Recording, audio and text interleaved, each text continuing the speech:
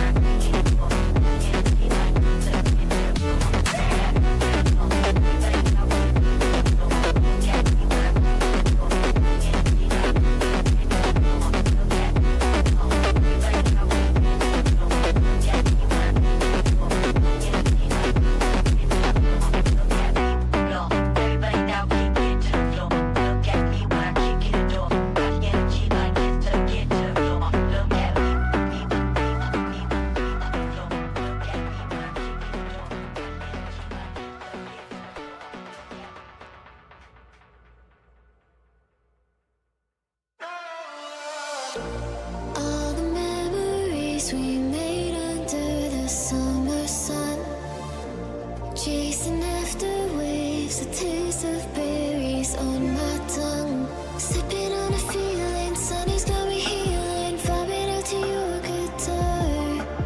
I don't wanna go yet, watching another sunset, wishing on a shooting star.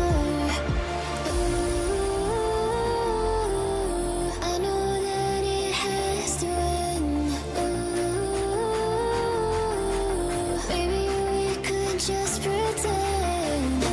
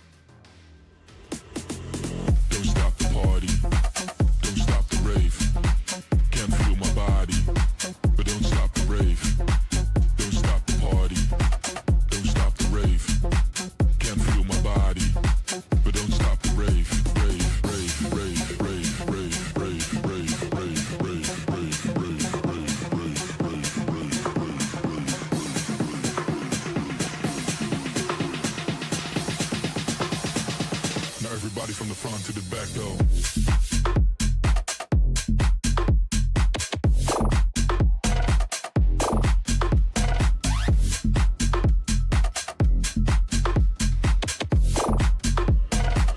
Everybody from the front to the back, go, go, go, go, go, go, go, go, go,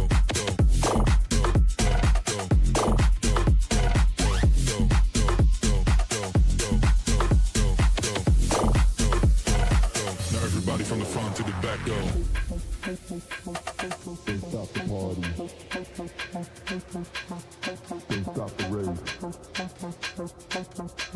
Don't stop the party. Don't stop the rave. Don't stop the party. Don't stop the rave. Don't stop the party. Don't stop the rave. Don't stop the party. Don't stop the rave. Don't stop the party. Don't stop the rave. Can't feel my body, but don't stop the rave. Don't stop the party. Don't stop the rave. Can't feel my body, but don't stop the rave. Rave, rave, rave, rave, rave, rave, rave, rave, rave.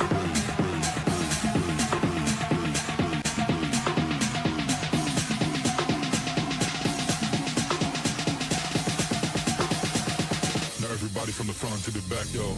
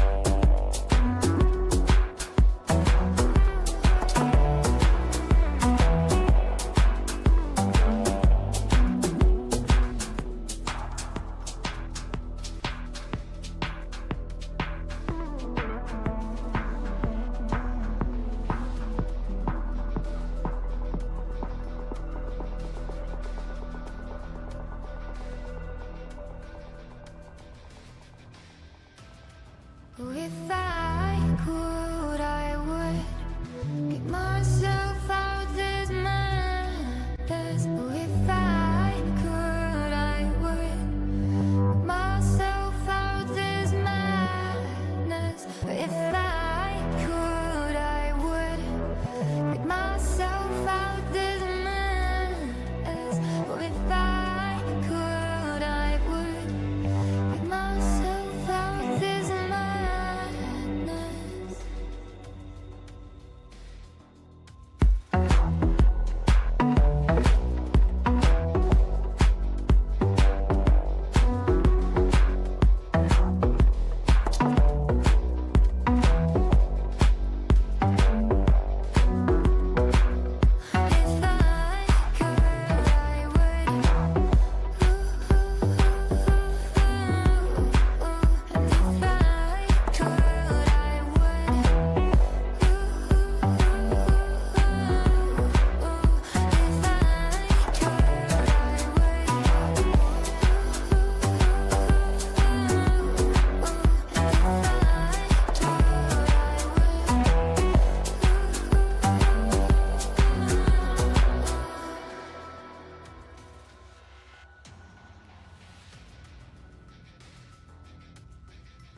On my clock, in this cock, mask on my face. Hesitate to give me some, I'ma catch a murder case. On my clock, in this cock, mask on my face. Hesitate to give me some, I'ma catch a murder case. 30 on the clock when I get guap, whipping on the scene when I get click, lean on the beat, on me, that's it, on a mean to take the key, when I'm in I take the key, when I'm in I get 30 on the clock when I get guap, whipping on the scene when I get click, lean on the beat, on me, that's it, on a mean to take the key, when I'm in I take the key, when I'm in I get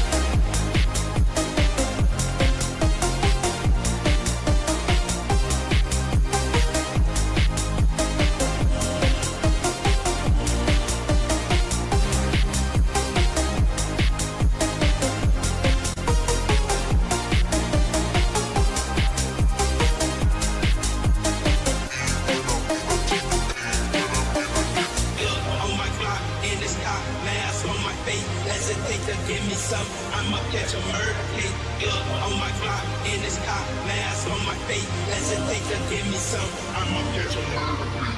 30 on the clock when I get guap, whipping on the scene when I get click, lean on the beat, on me, that's it, on a mean to take the key, when I'm in I take the key, when I'm in I get 30 on the clock when I get guap, whipping on the scene when I get click, lean on the beat, on me, that's it, on a mean to take the key, when I'm in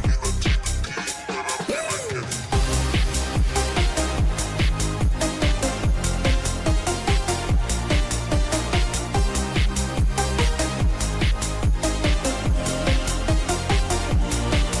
take the key, when I'm in I get On my clock, in this cock, mask on my face. Hesitate to give me some, I'ma catch a murder case. On my clock, in this cock, mask on my face. Hesitate to give me some, I'ma catch a murder case.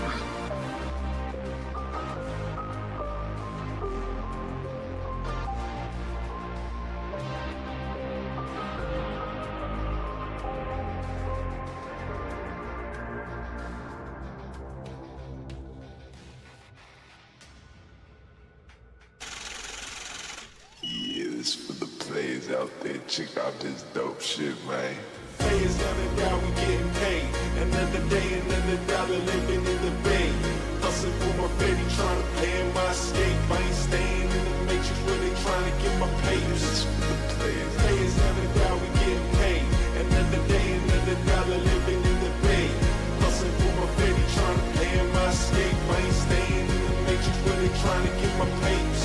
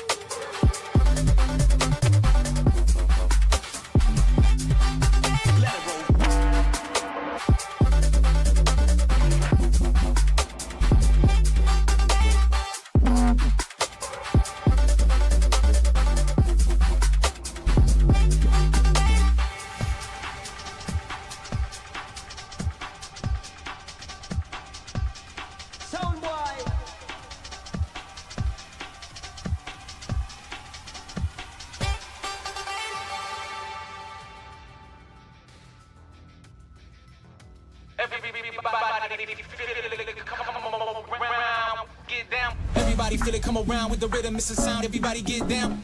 Everybody feel it, come around with the rhythm, it's a sound, everybody get down when we give it to you. Around with the rhythm, it's a sound, the rhythm, it's a sound, with the rhythm, it's a sound, the rhythm, it's a sound. Get down, come on, get down. Get down, come on, get down.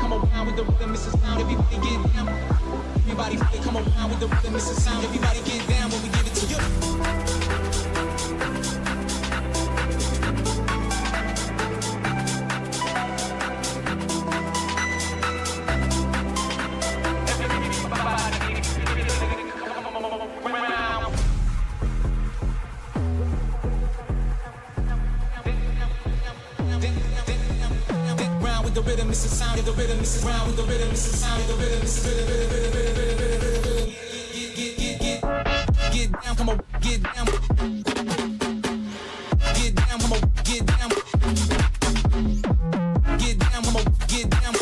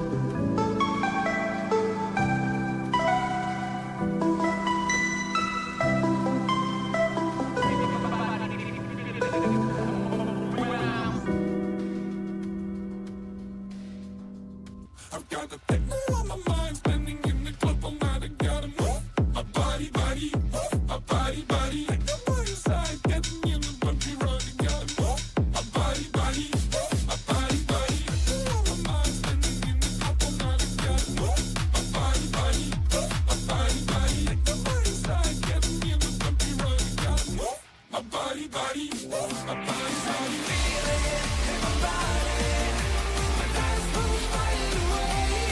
When you see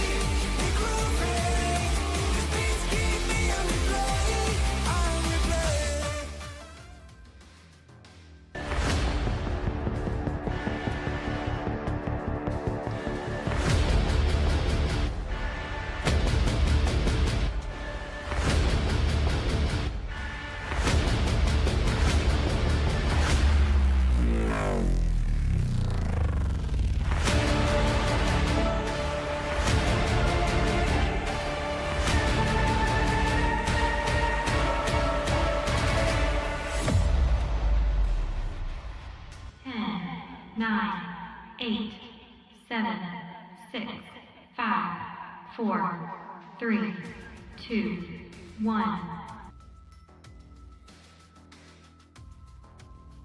And welcome everyone yet again here at Arena Esports, powered by Etisalat, to get us into some Dota. My name is Edu, and I'm joined by the wonderful Miwa. Miwa, how are we feeling today?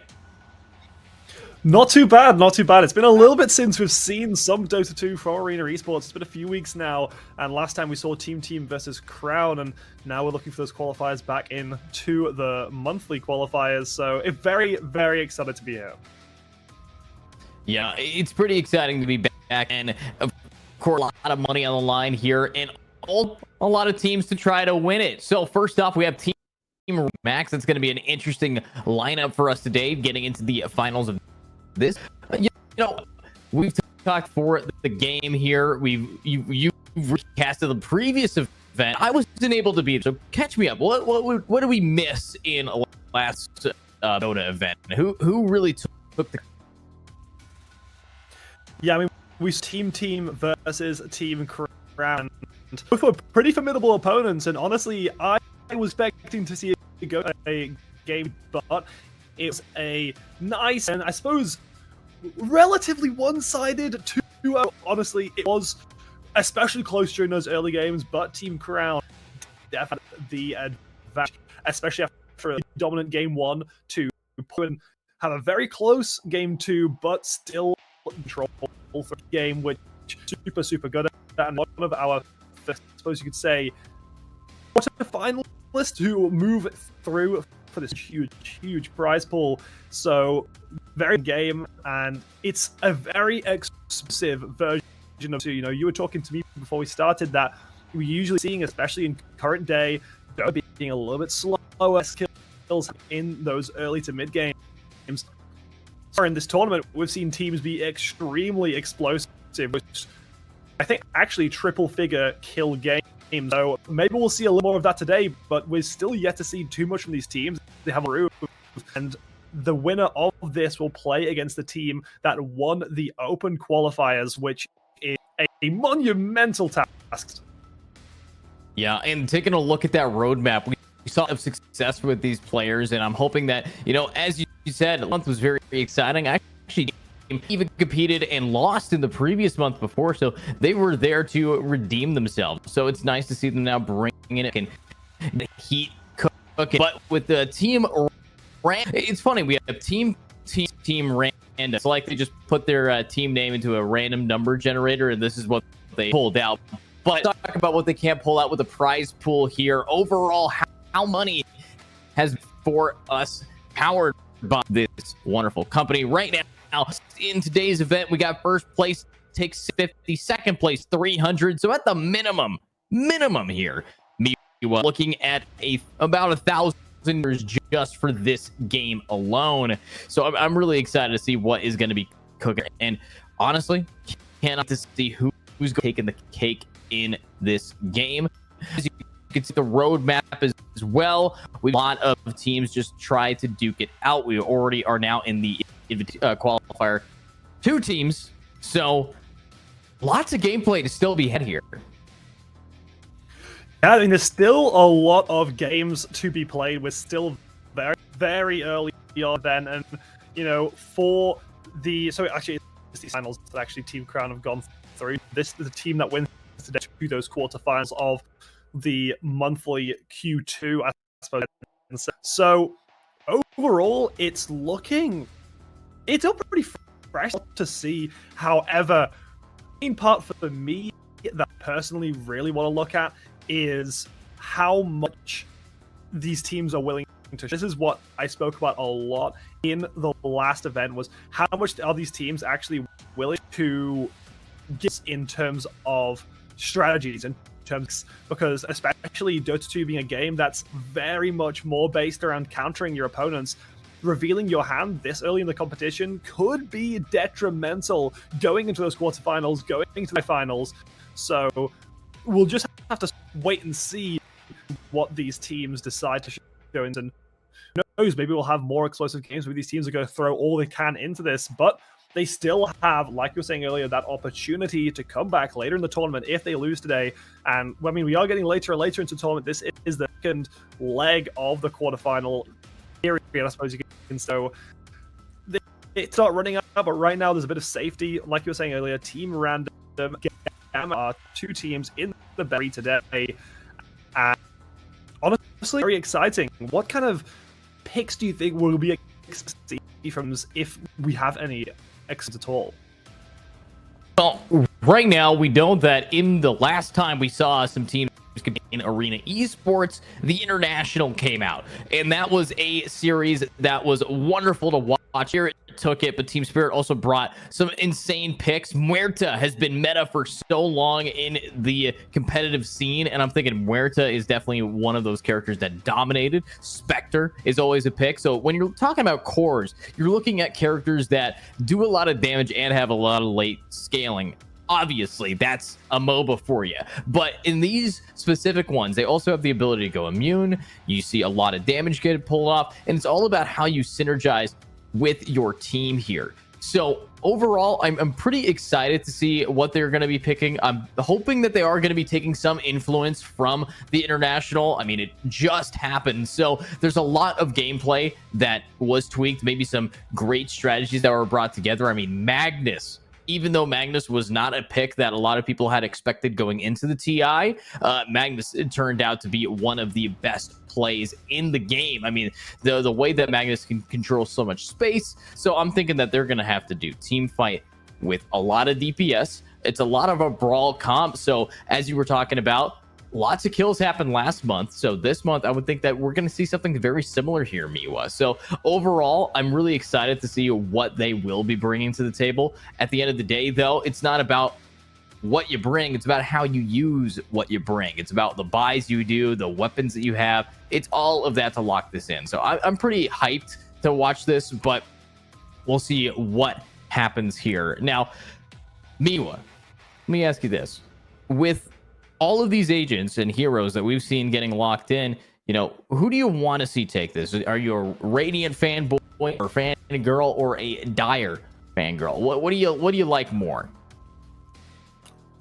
You know what? For me, I've always liked the Dire side. It just looks cooler. Like there's no, I don't think there's much contest. I think especially in Dota, it's got a, like, you know, a lot of people have team sides that are just different colors, but it's more or less the same other than that. What I do like about Dota is that it actually is very, very visually different, which, you know, I absolutely do appreciate looking at all these other games like World of Warcraft and such. I think it's always cooler. It's always cool when there's that big difference. But going quickly back to that Muerta, oh god, I'm never going to be able to pronounce that as much as I try, pick. That was actually very contested in our last games last month. We had the ban coming out in the first game and getting picked up the second game. Unfortunately, wasn't piloted to a victory, but was still prominent on the field, taking over those off lanes. So I'm hoping that we'll maybe see more like contention, I suppose, which I think is very much expected, but something that I'm really looking forward to. And this was actually picked up in game 1 of our monthly qualifiers last month, which was Lifestealer, who, in my opinion, is one of the funnest heroes to watch in this game. So I'm kind of hoping that we see something along those lines. We had Chaos Knight as well, dominating in game 1. So maybe there's a bit of a meta for this tournament starting to reveal itself, I suppose, a little bit. And who knows, we could see some of those teams looking at the former games from Arena Esports and then maybe trying to use some of those picks, knowing that it might be strong against these teams. Yeah, you know, bringing up Lifestealer, he recently got buffed a little bit. They made it so his passive heal was a little stronger, which it's not that much of a difference, but in the late games, you really feel it, because what Valve did was they changed a lot of they tweaked a little bit of stuff. So once it gets to the late game, the power scale and the power creep is huge. So you just kind of, boom, you're ready to end the game. In an attempt to make the game end faster, they made everyone in the late game stronger, which turned out to make it a little bit slower. So let's get into the game and see what they pick. Chaos Knight, I think, is a great pick as well, currently dominating with how much damage they deal. But we already have some bans here for us. And looking at this, they banned Treant, Spirit Breaker, which I am happy they banned, because Spirit Breaker is a ganking machine. And talking about the Muerta and the CK, also banned right off the rip. So I like what we're seeing. These are very standard bans coming out here from Team Random, but Gamax Esports, they banned Earth Spirit and Invoker, two picks that are very off meta right now. Invoker, if you don't know, is probably the highest skill ceiling character in the game here, Miwa, and for it to be banned outright, they must have looked at what Random likes to play, because there is no reason to be banning an Invoker in this meta when you can be banning other characters like Weaver or picking him, you know, something like that. But, you know, looking at this, what are you thinking that these guys are going to be going? Honestly, I think we're going to be seeing more of that sort of brawling, high-action team comp that we were talking about earlier, but just bringing it back to that Invoker pick, we saw Invoker pick banned out both games last time around, and this is the pick that I've been looking forward to. This is the pick that I hear so much about, and I still yet to see it in professional Dota, which is very, very upsetting. I'm waiting for the one day that it goes through and we're able to see that picked up, and now, like, both teams actually on first pick eating into a little bit of reserve time, surprisingly. You know, maybe these teams weren't as prepared for this pick ban as we might have thought. Well, maybe they were just thinking about how can they counter the Weaver, and Grimstroke is a great response to that. Grimstroke, the ability to tether two players on the enemy team, make it so both of them take the same spells at the same time, as well as a silence. Weaver's biggest enemy is getting silenced. If you cannot use your abilities, Weaver just dies. He's squishy, and he has to rely on a lot of abilities. But also, looking at the bans that we're seeing, Pugna is a great ban because Pugna is one of the greatest paused for supports right now. Being able to just pocket your teammates using life steal on your teammates and giving them your life essence is real solid. And they also ban Lone Druid, who does, you know, have that brawl and push potential. So I like this. I think Grimstroke was a great pick to see the counter onto Weaver, but now what are they going to ban?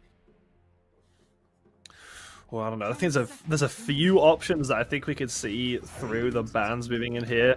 But there goes the Lifestealer, the one that Chaos Knight and Lifesteal being taken away in the bans. That maybe they're listening to the broadcast. Maybe that's what's going on. Maybe they're listening in, thinking, oh, you know, what should we ban?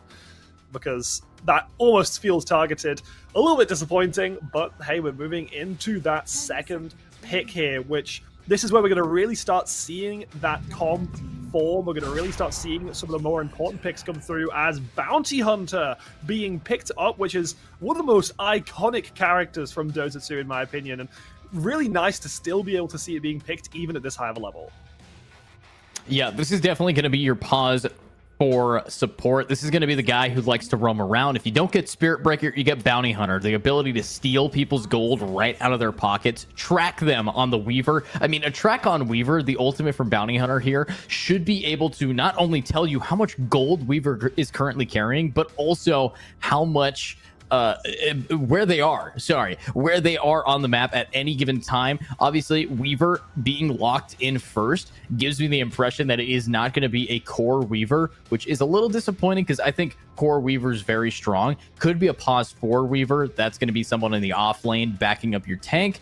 That is a lot of damage that they can do as a harassment character, but there's the Magnus. This is the character that defined the TI with Team Spirit. I mean, you cannot have a competitive game anymore without Magnus. This guy is so powerful, being able to give your teammates empower, give them that cleave, also being able to just control most team fights here. And what are they going to back it up with? Tusk? Oh, this is Brawl. This is so aggressive, and I think you're right, Miwa. This is going to be a scary amount of kills happening this game. So get ready to do some play-by-play because we're going to be watching a lot of early fights. Tusk, he has the initiation. Magnus has the initiation, and Weaver has the damage. Already, these three characters can solo any 3v5 team fight. Yeah, and it's big picks, and I think the one thing that is worth mentioning is they're kind of showing that hand, they're kind of showing what they can do. Nature's Prophet actually being picked up, which is been a very contested pick from other games with a very speedy lock-in of Troll Warlord. And why do you think the reasoning is for the Nature's Prophet and Troll Warlord pick being answered from the Magnus and Tux lock-in?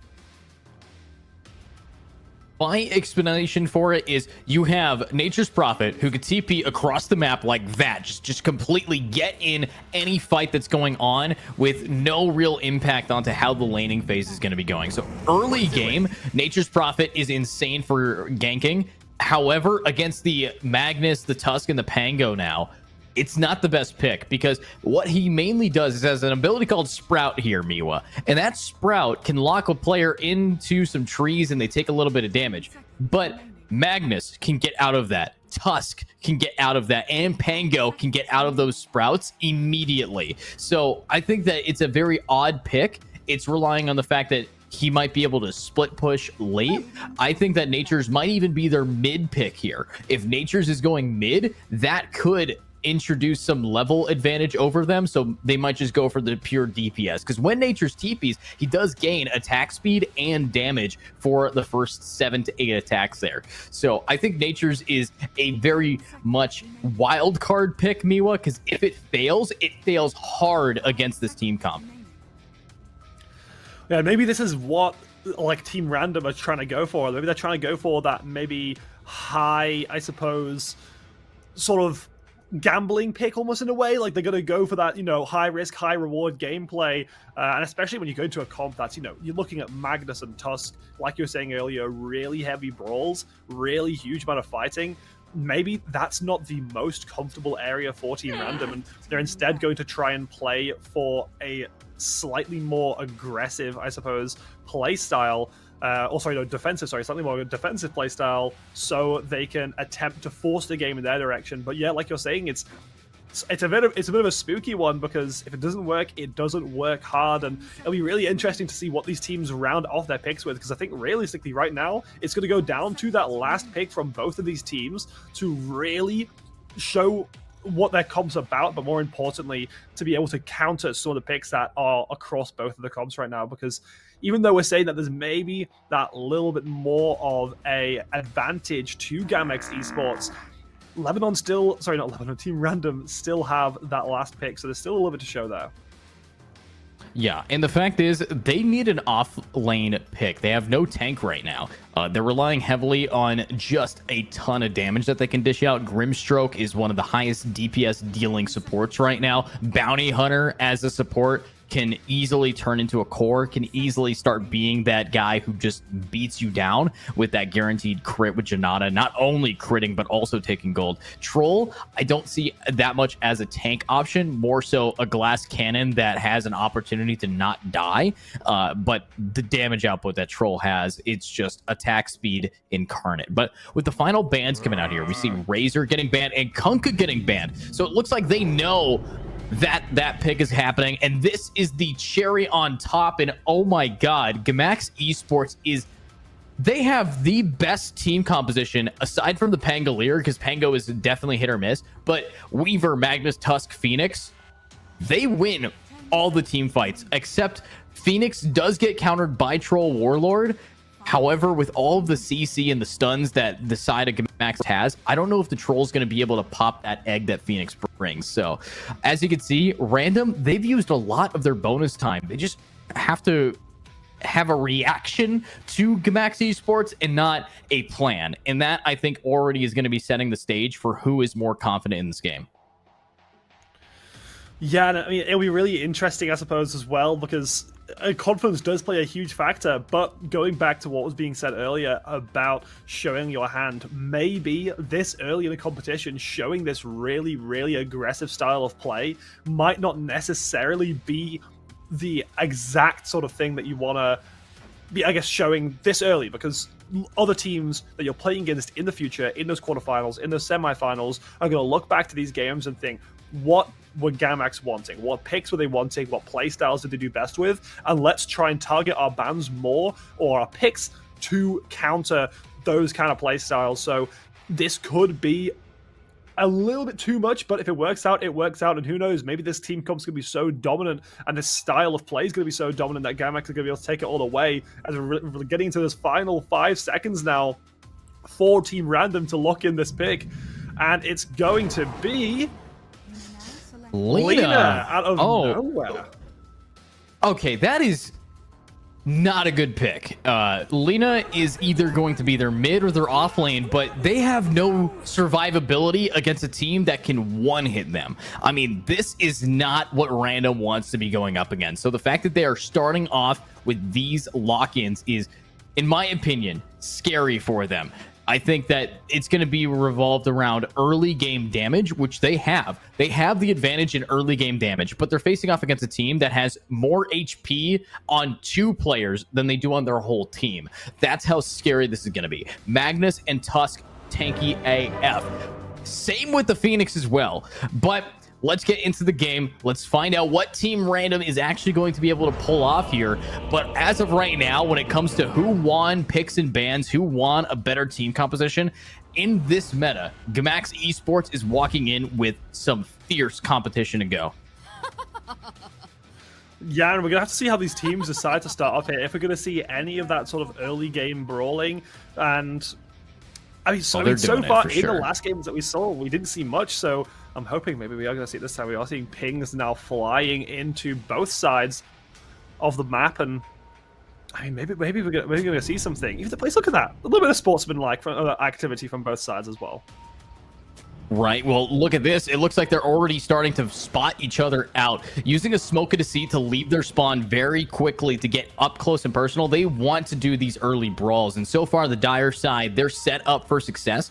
You know, I'm not sure exactly how they're going skill wise, but if they do get into that brawl, I would assume that actually the Radiant might be able to do a little bit more damage. There's not a lot of CC that you get at level 1 with the team from Gamax, but actually they don't want to take that fight at all. They know that they're going bottom, so instead they're going to separate out. They want to grab the bounty runes. They want to make sure that they take some time here, because if they can grab at least 2 bounties, then they're pretty happy. However, that is going to be at a sacrifice. They're going to have to give up bottom runes for top runes, but this is standard gameplay. The fact that they don't want to go for any fights early says how much they respect Gamax's team composition here. The battle begins. Yeah, I think honestly there's a bit of fear, because when you look at that comp and when you look at the raw power from so many of these picks, I think in a way you've got to take that time to feel it out. You don't want to go for too many early game plays. You don't want to force any fights when you're not the ones that are going to be super comfortable. I think you, in a way, want to just sort of let it play out, learn how Gamax want to play, and then try and counter based off that. I think if they show their hand too early here, it could be a little bit rough on both sides. And I mean, what is this? What is going on? This is an attempt to get first blood on the people on the rotate there when they're away from each other, but it's really just harassment. They weren't able to actually grab that Grimstroke in an off angle. But as we look at these lanes, it's going to be Grimstroke Troll versus Magnus Phoenix. In my opinion, both of these lanes are pretty even right now. However, when it comes to survivability, the Dire have it by a long shot. In case in point, Phoenix, he's going to be to himself than he is going to be taken from these players as well. So they're doing a great job zoning out these players, and an early setup to take as much DPS as possible. But here, you are pushing this in beautifully and keep scaring them back here. Yeah, pushing them all the way back in those creeps under the tower. Maybe going to deny a little bit of gold potentially, but I mean, yeah, they relatively aggressive start, I suppose, with a little bit of harassment, but we're still yet to see any big fights appear across the map. However, we might be able to see now with shooting stars zoned off those minions, and maybe gonna get a bit of a lead here. Level 2 going across shooting star again, just taking so much damage from this harassment. Like it feels like every time he's trying to step up, it's just being instantly shut down, which is exactly what you want to see from this defensive side on Team Random. Wow, and the second we look away, it looks like top is going in. That brawl's already... I mean, the fact is, they have a off-lane Nature's Prophet with Bounty Hunter support. Not a great idea.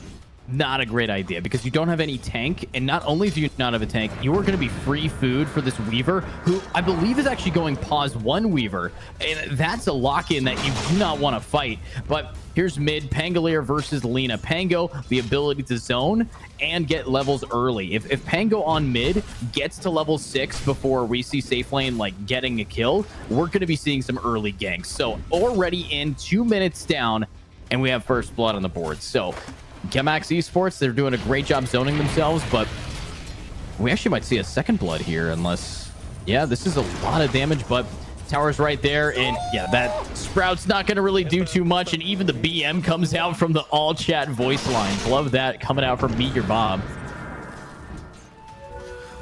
I mean, even with that first blood, though, we're still seeing a small gold advantage on the side of Team Random, so maybe that first blood, it was traded off for at least something. I think we're seeing a bit of that gold advantage coming from the bot side, and we can also see last hits and, like, denies-wise, mid for Team Random having a pretty sizable advantage so far with a 22-3 in both last hits and denies. So, you know, who knows? Maybe that's going to be where we're going to see Team Random try and play through, and so far it seems a little bit dominant. It seems like they might have it, but at the same time, it's still very early on in the game. We're still yet to see quite a lot, and we're still yet to see those team fights, those explosive team fights that we are expecting to see in that mid to late game. And that's where Gamax are really going to come online. Bounty Room's going back up now, seeing a little more of the big fights going to start happening in that top side. And it looks like this is going to be turned into a kill. Gamax getting their second kill, and now finally bringing that gold advantage their way. Topside being a bit of a death world for Team Random. Yeah, I mean, top is definitely where we're going to be seeing a lot of kills come through, and looks like bottom as well. We're seeing a little bit of a turnabout, though. The Grimstroke immediately starting dumping things on. Great stun, but not going to actually get any kills. Turns out it's going to get them killed with even the Tusk coming bottom to try to back them up. This is a troll who needs to die, but the magic wand comes through, healing them up, and that troll just goes for the DPS and almost gets it. 1 HP, and yes, finishes it off with the throwing axes, and that's a TP in. The brawl actually works out beautiful there, and I think they bit off more than they could chew. This is a bad fight, and a triple kill bottom, double killing it up for the troll. What turned out to be a gank turned to be horrible for them. So Miwa, that is not what Gamax wanted there, and unfortunately they just fed a safe lane carry a lot of money.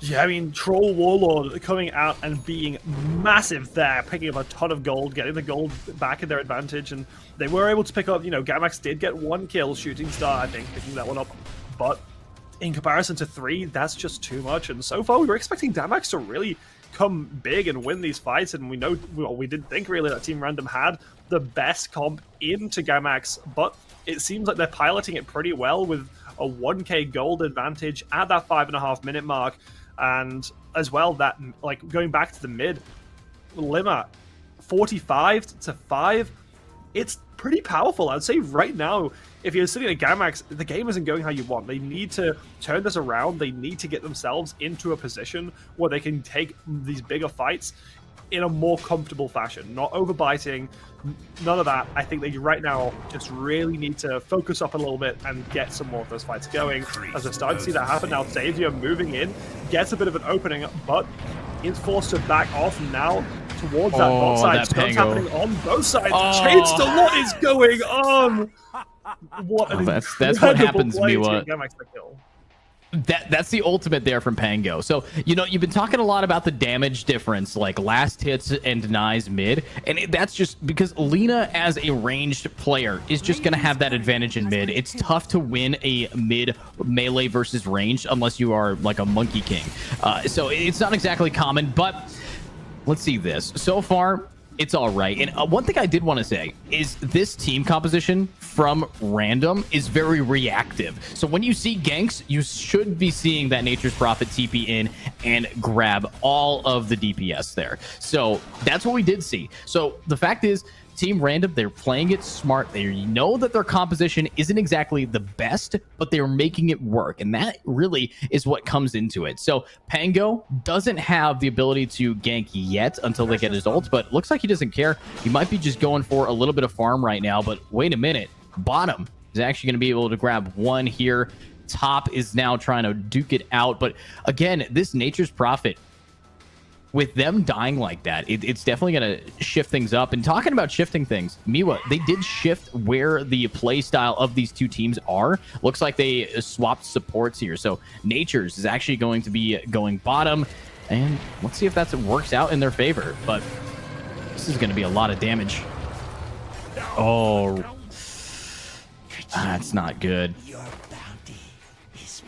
Yeah, I mean, continuing to... I mean, these teams are still relatively even in the grand scheme of things, but I think for Gamax, they kind of wanted to have maybe a little bit more of an advantage from those ganks from roaming around the map, trying to get a bit more control, and so far it's not been working out for them too well. Now Team Random continuing to hold on to that 1k gold lead. A lot... I suppose really you could say a lot more of an explosive game than you would normally see in Dota. However, at the same time, from what we've seen so far in Arena Esports, this is just about right. Yeah, I will say, though, if you compare last hits and denies like you have been, one thing I'm seeing is that safe lane Weaver, no last hits. I mean, getting nothing on this. Actually has just barely one more last hit over their Bounty Hunter. So when it comes to who's actually winning this game, right now, it is going to be Team Random. They are winning this game in the early stages. They have more farm. They are starting to lock down some kills and starting to start their snowball with this team composition of constantly ganking. So if I were this team of Gamax, I would need to start grouping up here and hopefully getting some more picks onto the players like Troll. You have to shut this guy down. And now we are going to be seeing some ultimates getting popped. So we have everybody dropping in, and that's a big ultimate from the Magnus. And that is 2 free kills there. So exactly what needed to happen happened as soon as they realized it. And it's, yeah, Gamax getting it at such a nice time as well. Really, really, really needed. Looks like Team Random are going to trade back that kill just at the very end there, but still, those 2 kills turning around to Gamax, giving them that clawing back into this game bit by bit again. Still so close. You know, these teams have yet to even come close to a 2,000 gold lead on either side. We're reaching 10 minutes into the game. This is still anyone's game, and right now Gamax have finally started grouping up properly. They've been getting these engages the way that they want to, and it seems like right now they found their footing and are being much bigger contenders in these games. Yeah, this is exactly what we want to be watching from them now. And honestly, at the 10-minute mark, we are seeing a big shift. Bounty Hunter picking up a Vanguard. That's going to make this off-lane BH a tanky boy. And I'm hoping that maybe we will be seeing some form of tank be pulled out. The unfortunate thing about a Bounty Hunter tank is that you are focused a lot of your itemization on building up your HP, as Bounty Hunter is not a naturally tanky character. So you are having that trade-off, but if any character can find the gold, it's the guy who steals it from the enemies. So this is going to be interesting. At the start, looking at the team comp, I did not think that this is where the lanes were going to go. I thought that we were going to have Lina mid, but at first, I thought it was going to be Nature's mid. We were going to have, you know, maybe a different final pick for an offlaner. But look at this fight here, Miwa. This is going to start really heating up. Yeah, as a big engage, however, a massive now turnaround from Team Random to be able to try and pick up some extra damage. They are able to trade kills back and forth, which, I mean, considering how such a strong engage that was from Gamax, is quite surprising, but it doesn't look like it's over yet. Silence to try and slow down the engage. However, it's just not enough as Monkey goes on a killing spree with that double kill. Lever forced to back off as well. Gamax getting another good fight in their hands. Still not got the gold advantage, but they're definitely getting there. Yeah, they're starting to really push these players back now with a 2-kill lead advantage. Still not as much gold advantage though, and that really comes down to the fact that mid has been uncontested. This Lina has not been shut down once yet, and that's a problem. If Lina keeps getting this free farm, she already has boots of travel, so that is a TP every 45 seconds to any site or creep she wants to go to. That's pretty scary stuff, and you compare that over to the safe lane farm from Gamax, they're missing a lot, but give it some time. Pango here has the diffusal blade. That is going to cripple the potential that the Lina actually has. So I like what we're seeing here, but Miwa, here's a smoke gank. They're looking for kills. They want to keep this brawl going. they're hunting down, but it just seems like maybe they're on the wrong side of the map. If they were doing this on the top side, they could have caught out a nice few members there. However, that one player advantage could be what they need. Is Lima trying to run away. Habibi just not able to get that distance, and what a nice slow with the turnaround, blowing up Lima, but just living by a hair of HP. They get one kill. Lima's getting away with it as well. Gamax losing all. They do get the Lima in the end, but a 3 kills now going to Team Random, and now picking up that finally that 2K gold win. Miwa, I said this at the start of the game, but it's not who you pick, it's how you use them. And what we just watched there was a complete donkey roll. You're facing off against a very responsive team, and you're not going to be able to do much here. But I like that. The Phoenix Egg is going to save this Phoenix. But so far, everything we've seen from these players has been just not ideal. They dove a tier 3, and that's so expensive because they got a Natures. Natures is going to TP. They got a Lina and a Bounty Hunter who's going to be able to stun lock them right underneath the tier 3 tower, which does way too much damage this early into the game. That was so aggro that it shouldn't have worked, and I'm glad it didn't. Yeah, it just feels like Gamax are having that over-aggression, which is what caused them to lose out in this early as well, where they were too aggressive in the off lanes, and overall it just sort of punished them a little bit too much. And at least it's not the end of the world. They're still were able to pick up other kills on other sides of the map, and they still have that kill advantage, but they're still down 2k gold. It's still not ideal, especially for this team comp that we were expecting to win a lot more of these fights. And this goes back to what you were saying about this reactionary comp. We saw these reactions come through, and instantly we was 3 players on the top side, and then suddenly there's 3, almost 4 players ready to back up that Lina, and it comes in huge and gets them some kills. As now we're seeing another engage. Savior getting brought quite low, but the silence is going to come through, and it just seems Gamax aren't ready for this fight. Even though they initiated it from the get-go, Bounty Hunter getting up that kill, they are able to trade it back, so it's a 1-for-1 right now, but still, there's so many players from Team Random just ready to turn this back around. Lima now coming in, providing that huge amount of extra damage, and picking up another kill. Habibi getting that one. Phoenix falling down on further up in that fight, and now 3k gold lead. Team Random taking charge of this game and really showing Gamax that it doesn't matter who you pick, because we're going to control this.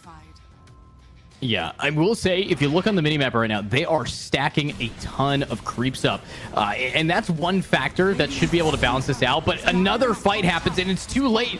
Unfortunately, we are going to see the troll not survive, but that was a ultimate to try to get him killed. Might be worth it if they can get out now. You do not want to fight this, or you will be seeing the repercussions of Alina coming back in. And yeah, they're sticking around. They want to go for the fights. And we are seeing a lot of damage being dealt, and they will get the... No, they don't get the Bounty Hunter out. The Bounty is going to die. And finally, we see the Nature's TP. So late to the party here. And I believe that was because he needed to go snipe something else, and should be getting out. And yeah, it will succeed in taking the TP, but with the whole team following, that Nature's is not going to be having a good time. They are getting chased out, and they get caught out. That is a dead Nature's. Trying to encase himself in trees to survive, but it's just not enough. Gamax pulling back a little bit more, and it constantly feels like it's back and forth in this game, but so far I feel like we've seen Team Random really come out on top of a lot of these fights. And generally I find when Team Random win, they win a lot harder than Gamax do. And I think that's a huge difference right now that we're seeing between these two teams, is we're seeing about an even amount of wins. However, Team Random's wins are so much more impactful. Yeah, and Shooting Star now has that Blink Dagger. This is going to be a lot more of that initiation, and case in point, going straight in, maybe getting caught out. Uh-oh, Lena is going to be the player with the Yule's Scepter. That is going to just completely counter-initiate. We have ultimates coming around. The team fight is split, and there's the Grimstroke ultimate locking these two players together. The Weaver can't do anything. Silence is not a virtue in this game, and that's going to set us up for only one player, the Phoenix, who might be able to do some damage, but you got to just fight and nothing left. I mean, congratulations, Gamax. You got the Lena, and you got nothing else. That is a 5k wipe, and they even tip up the troll who's been free farming. He's got a Battle Fury and Power Treads, and almost has a, I think, just going for a Heaven's Halberd here. So this is a scary team comp, and I didn't expect it to be doing this well, but it's all about the snowball, which they got easily thanks to the arguable throws from Gamax. Yeah, I think Gamax might have looked at those team comps and thought to themselves, you know, we've got this in the bag. We can go for some of these crazy fights, but the reactions, this is one of the earliest things you said, was that Nature's Prophet being able to just react so quickly, teleport, help out in these fights, and it's worked out so unbelievably well so far, and has turned so many fights in their favor that you really have to think that even though Nature's was definitely a hard pick in this game, to be able to turn it around and make it such an impactful one is huge, and I think really shows that Team Random have what it takes to maybe even go further in this tournament if they're to win today. But there's still a lot more to see from Gamax. You know, they were being very, very hyper aggressive, but I think if they can learn from some of these aggressions that they've been having, I genuinely think that we could see a good turnaround. I think they had the right ideas, they know the game, they know what to pick, but they've just got to get those fights a little bit better and looking for objectives to be taken by Team Random as well this early.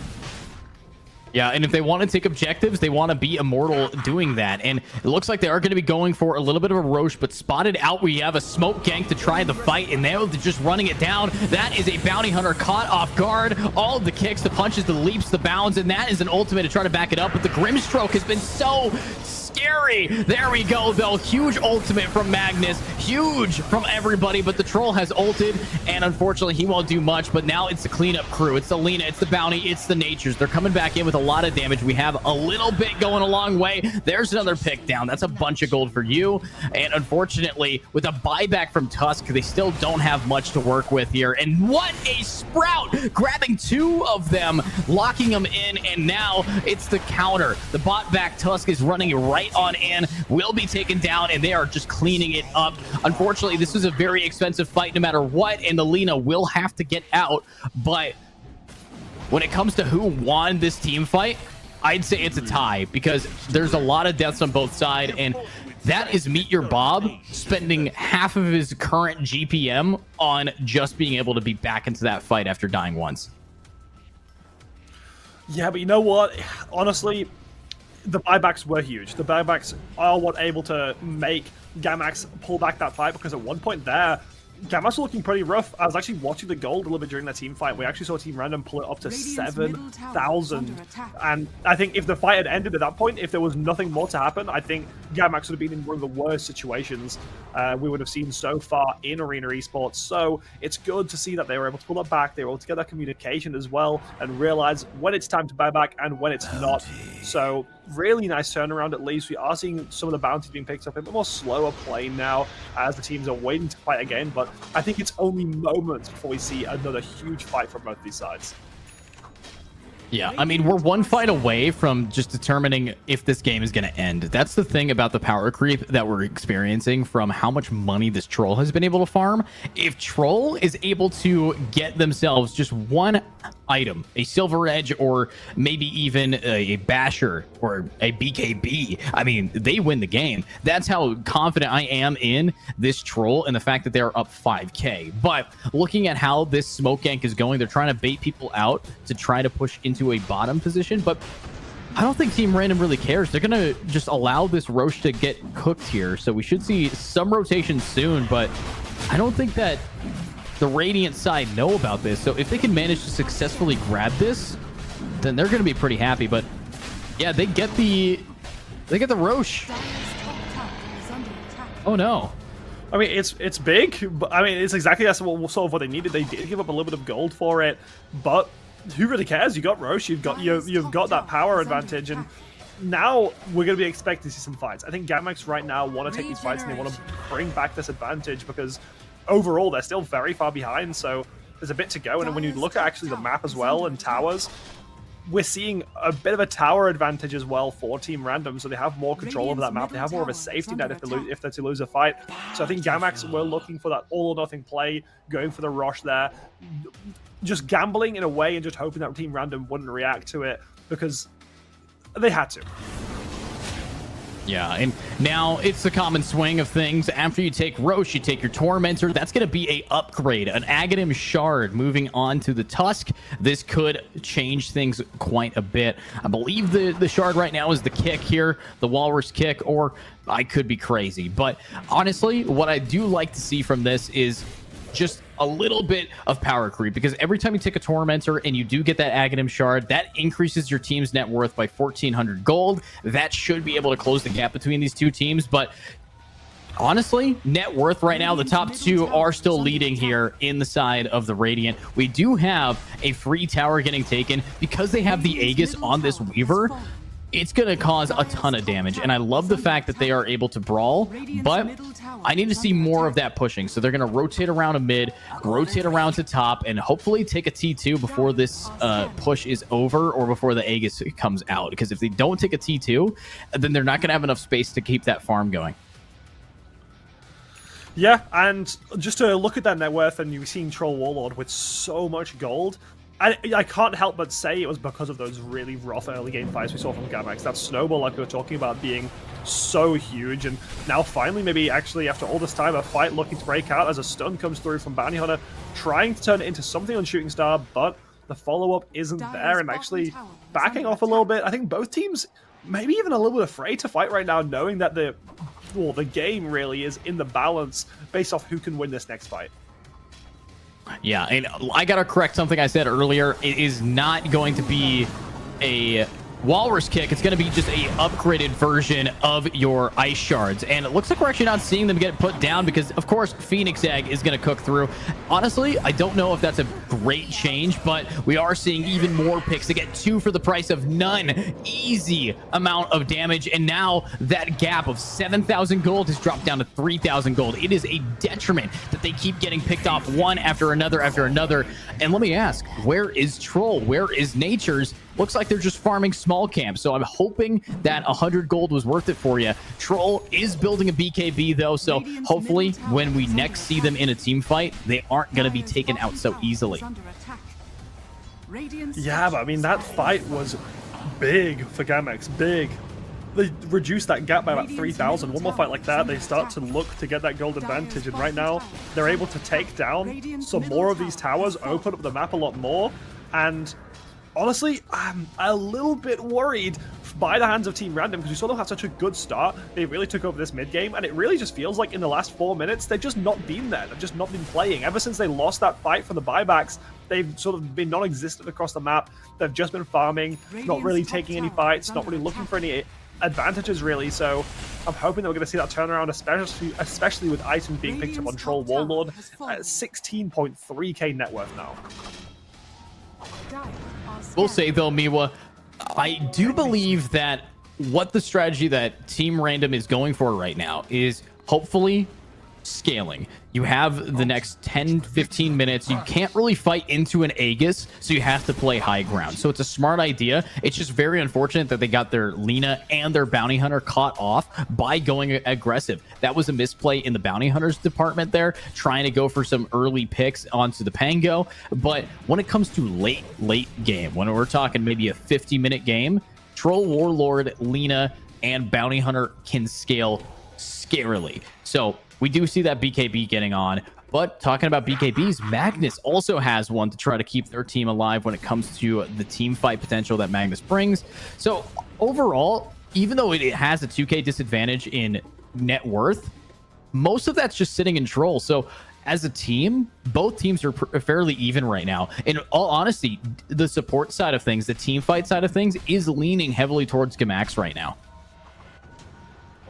Yeah, and I mean, oh, what we saw from the Troll Warlord not being involved in the fight last time. Oh, big start to the fight, but it looks like Shooting Star, maybe not in the best position. He is almost able to turn it around, but look at the backup Monkey coming through, getting that kill, but now fight being turned back around. Radiant starting to get a huge lead. They are able to pick up a couple kills onto Shooting Star and Thought It Was, which is a great opener.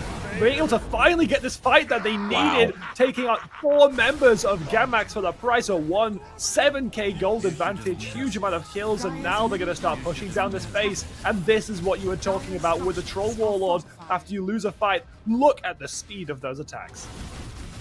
Yeah, I mean, it's insane. The guy is swinging axes so fast that tower has nothing on him, and that's going to be 1 tier 2 down. They can't, unfortunately, get megas here. They don't really have enough time for that. I don't even know if they're going to be able to take any racks, but getting 2 tier 2s will be for free, and they actually might be able to get a kill as well. Almost, yeah, nice catch. That is a dead Weaver. The silence is huge. And does this Weaver even have a Lincolns to try to get themselves out of that position? I mean, I don't think they do. And that could be a little bit of a problem for them if they don't have any tank ability. No BKB, no Lincoln Sphere, nothing that can stop their magic or their silences from connecting. Weaver is going to be a fish in a barrel right there. So honestly, Miwa, I think this could be GG for favoring the game 1 here. It is a best of 3 though, so hopefully they learn from this mistake. Shooting Star though will be able to catch it, and look at that rotation. The full team is TPing right on in. Does the bounty get out? Yeah, because Troll's coming in for murder. Oh, this is not good. They are so scared of that Troll. As soon as he walked in, instantly the entirety of Gamax is running away. No! Why would you bring him into the team? Oh, that's so foolish! Oh. He's just taking alive! Oh no! Oh no! The attempt of a retreat just to be brought straight back in, and look at him go ripping Gamax to shreds and trying to close out this game, it seems, and just thirsting for blood. Wow. I mean, they're hungry and they are cooking, and that is a triple kill. Honestly, when you pick Magnus, you kind of hope that you're going to be playing like you are on Team Spirit, but you're not. And that is where we're going to be seeing a ton of damage. And we were at a 2k gold deficit, and where I was saying it's pretty much even. The Aegis pops in less than 20 seconds later after the Aegis expires, because it's on a 5-minute timer. The second it is gone, a team fight happens that has defined the game there. So overall, it is just a huge success from this team. Team Random, they pulled in with a random team composition and they get everything for free. Now we even have an Abyssal Blade on Troll, which is a basher, which is just, hey, would you like your Troll with a billion attack speed to have a 25% chance to stun you for a second? Too bad you're having to face that now. So this, I mean, if they want to come back, they're going to need to get Weaver roughly 18,000 gold in money. What I'm hearing is it's doable. It's doable. I mean, no, but like, I think at this point, honestly, with how Team Random have played, it's definitely favored towards them. But like you say, this is still a best of 3. Gamax have still shown a lot of potential in these games, and I think that Team Random, like I said, have won the bigger fights, really, the more important fights, and when they did win fights that was more impactful. I still think this could go to a game 3, but if Team Random get a comp that's maybe more fitting, and they play like this, next game could be a very quick one. Yeah, pretty quick here, and oh my, looks like Roche is back up. It's been about 10 minutes since it died, so unfortunately, we are going to be experiencing a dead Big Greevil. Wait, hold up. Guys, you can't take that fight. I know you want to take that fight, but you can't take that fight. They're going to do it. They're going to contest Roche. They want those fights. They think that they can beat this Troll Warlord, I think. Well, you know, ignorance is bliss, all right? But unfortunately, it might cause them to just get whopped here. So are they sticking around for it? They have the team fight. They have the ability to CC enough to stun people down, but we are going to be seeing a counter aggression here. The bounty has gotten a bunch of information, and now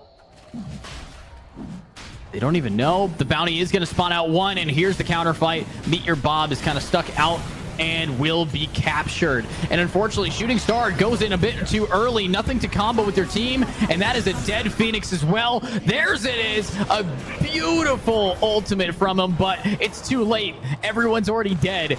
Everyone on this team is so late, and now it's a Weaver who needs 18,000 gold, is unfortunately just going to be giving up 3,000 of it. Good job. Lots of money, and they didn't even get... They got one. They got the Grimstroke. Yeah, I mean, you said it. They weren't going to be able to take that fight, but here we are. They decided to try and take it, and look at this. The speed on those attacks, I'll never get over it. It is glorious, and it honestly, it feels almost like Team Random's on a bit of a victory lap right now. I feel like at this point, they're just playing to play. They could have probably ended the game twice by now, but who cares? They've got a 24,000 gold lead. Gamax aren't coming back into this game. It's a show match for all intents and purposes. Yeah, I mean, that's some pretty crazy stuff. Right now, the Troll Warlord has a 24,000 gold head start. And right now, if you were to combine the Magnus and the Weaver, the two people that need to be the most fed for this game to work, it's almost even. Troll Warlord, 2,000 gold less than two of the cores combined on the enemy team. That is so scary. And looking at this, the win probability is right on. 92% chance. 92% chance Dota thinks this game is going to go in the favor. I'd argue 99% chance. You would have to throw the game so hard by tower diving fountains 3 times in a row if you want to get diffed. But let's look at these items here. 2 players have Ags, Lena and Bounty. Makes sense. 2 players have Blink Dagger. Honestly, a Blink Dagger on Grimstroke here, Miwa. That's what I'm looking forward to, because Grimstroke, that ultimate has killed the Weaver time and time and time again. So if Savior is going to be the initiator with their ultimate, even though they're the lowest level, they have won this game for this team just by locking out 2 players right away during the fights. Yeah, and you know what? I don't know. It's a weird. I think it's a weird position, really, from Gamax, because I mean, we were expecting this like huge 5v5 dominant victory for Gamax with this team comp, and like the question I've been dying to ask is, where do you think it all went wrong? Do you think it was in that really early game, allowing Troll Warlord to get the snowball from the safe lane kills? There is the exact moment where it all went wrong.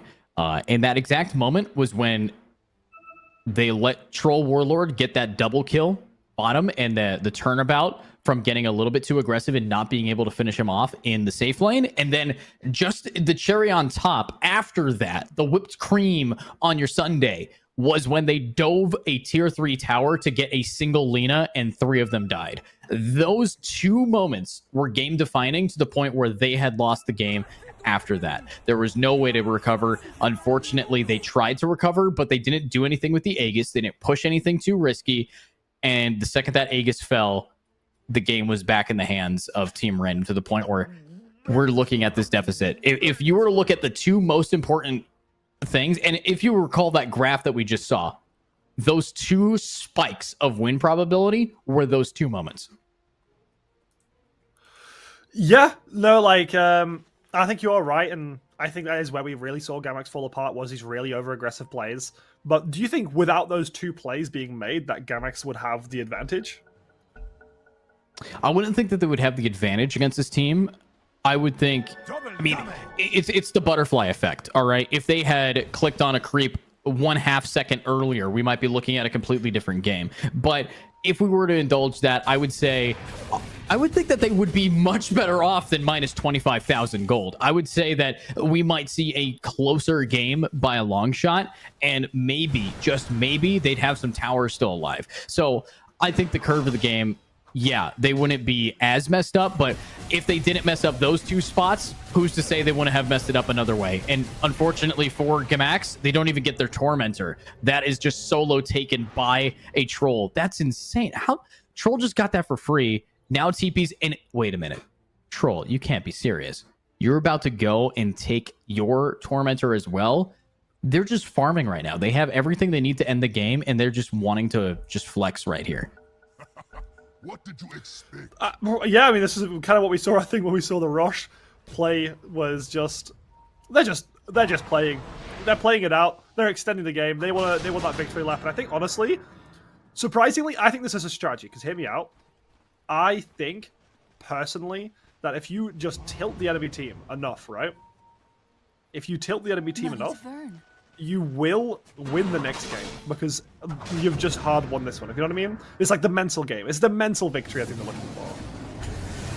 In Dota 2, people get so toxic if that happens that you're going to be seeing them just turn it around. And case in point, I think that this team of Gamax, even though they had a rough game here and they're getting toyed with, that's just gonna, in Dota, that doesn't actually work in the way that you assume. They're gonna come back with the vengeance, and you can quote me on that one, Miwa, because you're just pissing these guys off. They're gonna go aggressive with it, and that's pretty scary here. So looking at them taking out a Natures for some little bit of money, little bit of balance back, that's a big pick. I mean, every pick they get is more than they have, so hopefully they keep it going. But it's all about how you can shut down the troll. If they want to shut down the troll, there's some items that you have to do it. Scythe of Vice, being able to break them.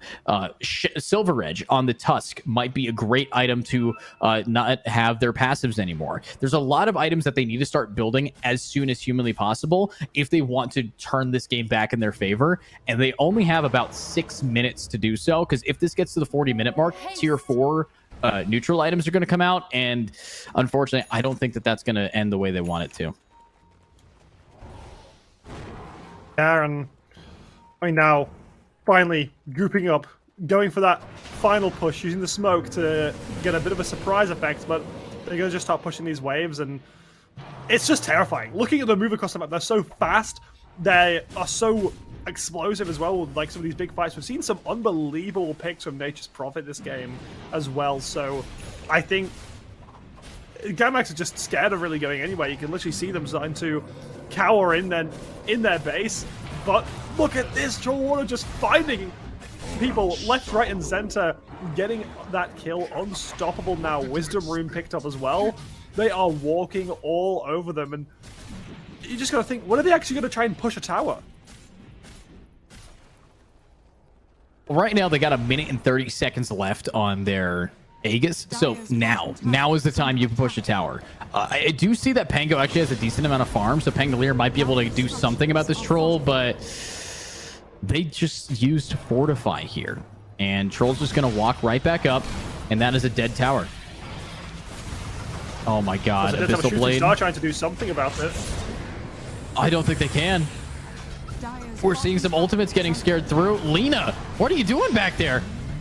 And they just get the pick on a shooting star. The tower's gone. They get out. The Phoenix popped their egg for no reason. There's a Pango trying to clean things out, but yeah, that Pango is ulted. Might be able to do something, but unfortunately, they're gone.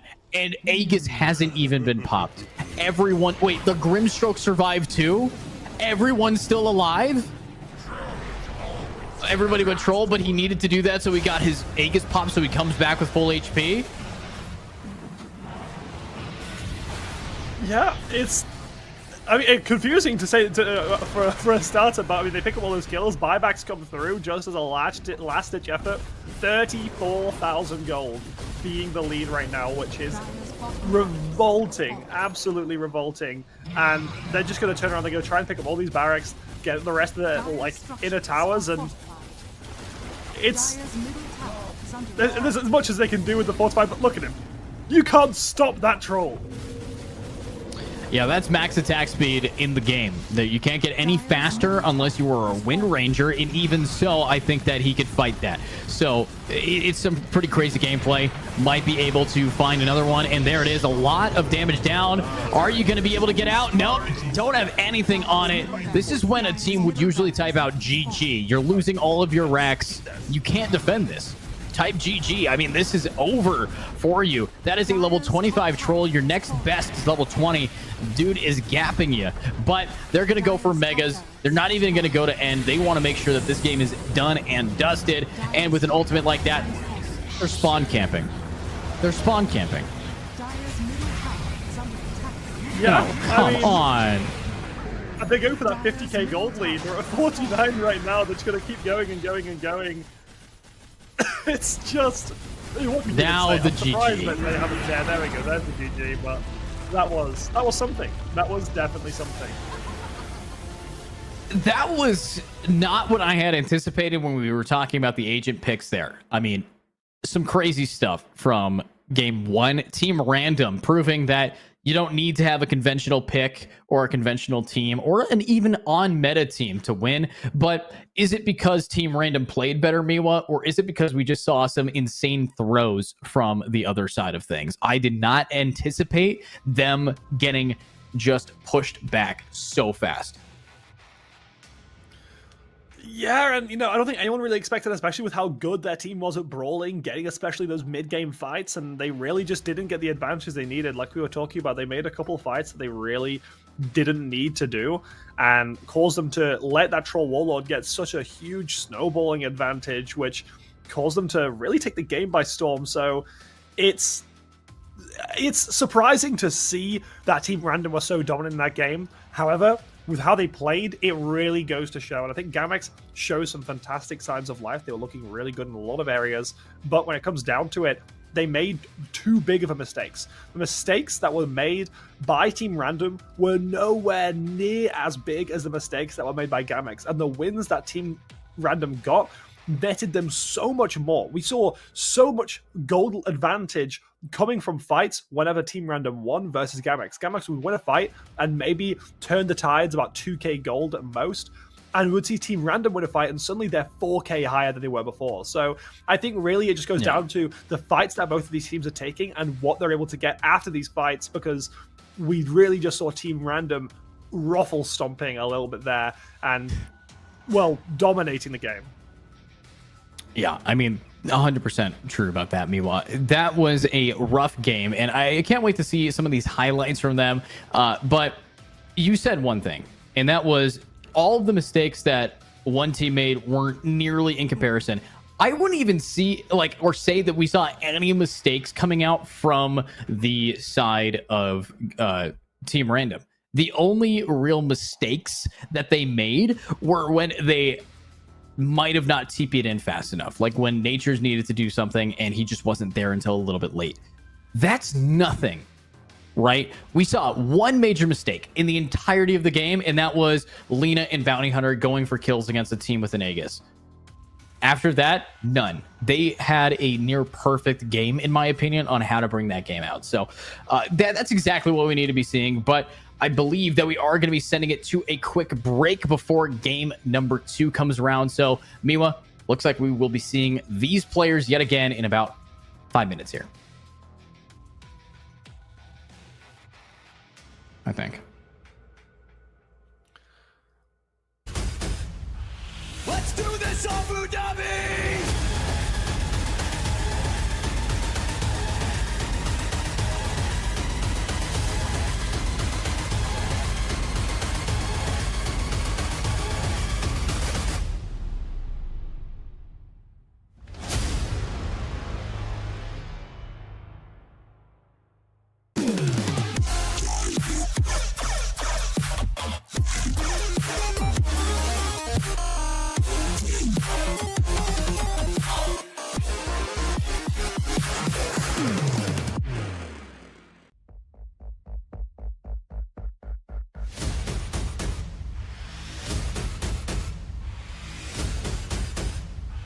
Let's do this, Abu Dhabi!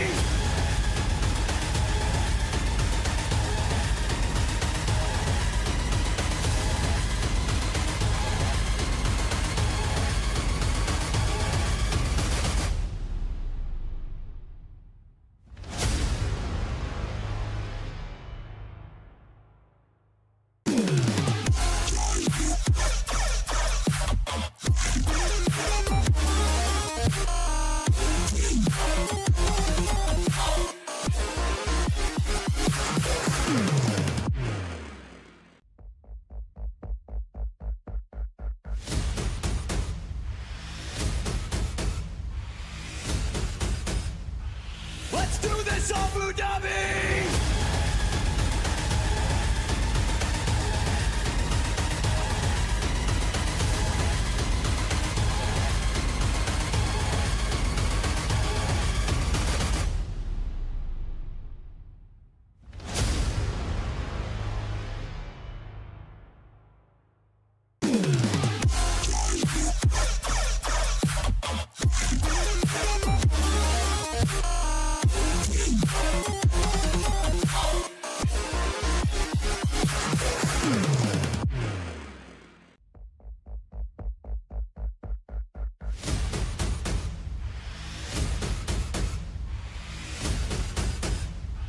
Let's do this, Abu Dhabi!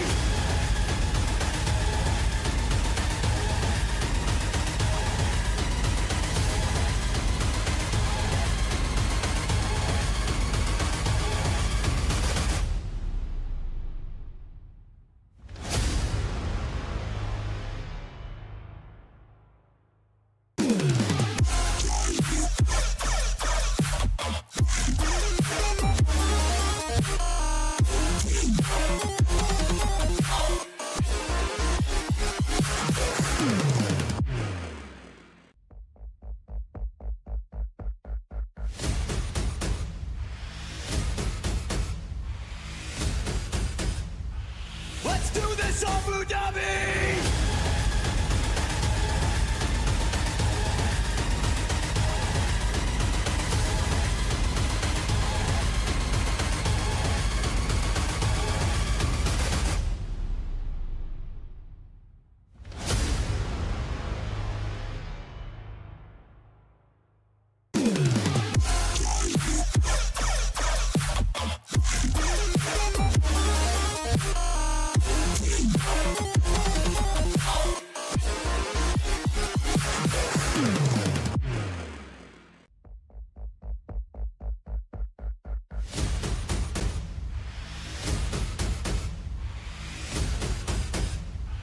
Let's do this Abu Dhabi!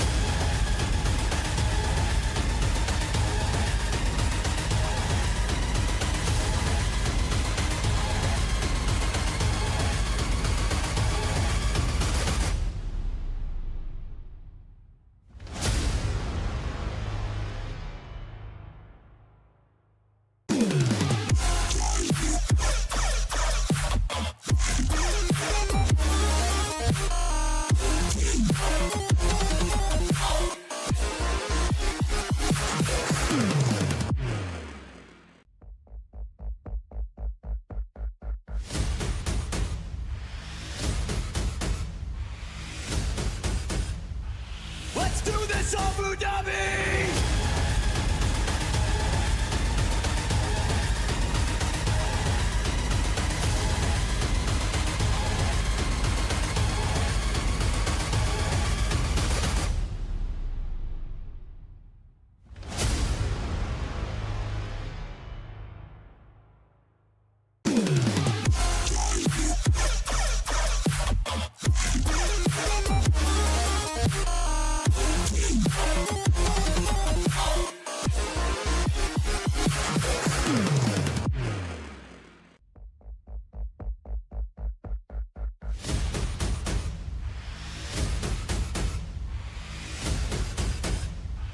Let's do this Abu Dhabi!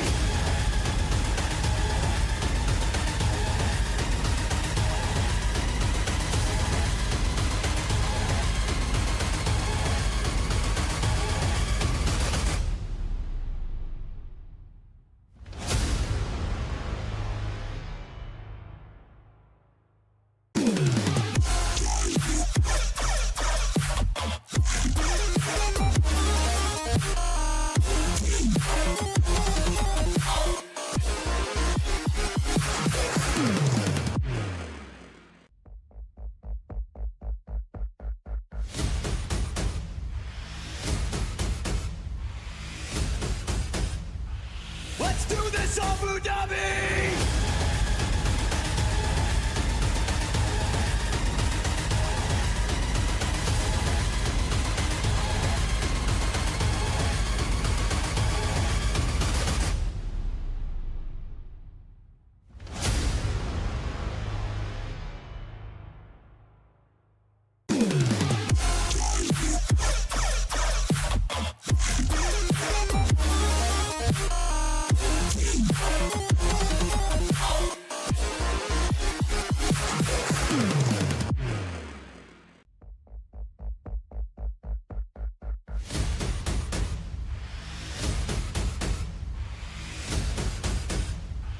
Let's do this Abu Dhabi!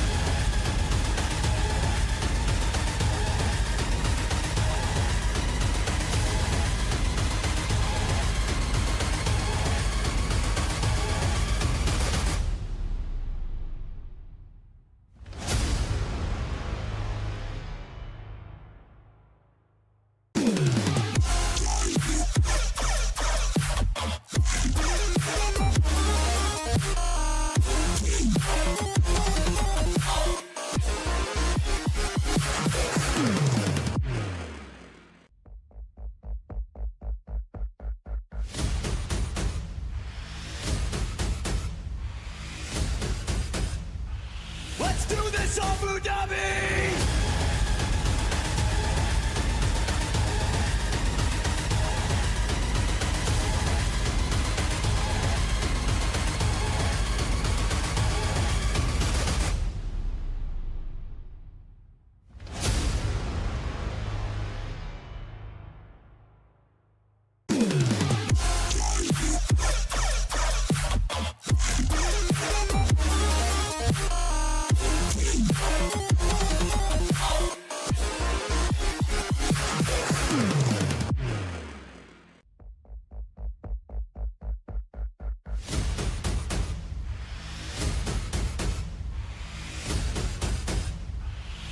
Let's do this, Abu Dhabi!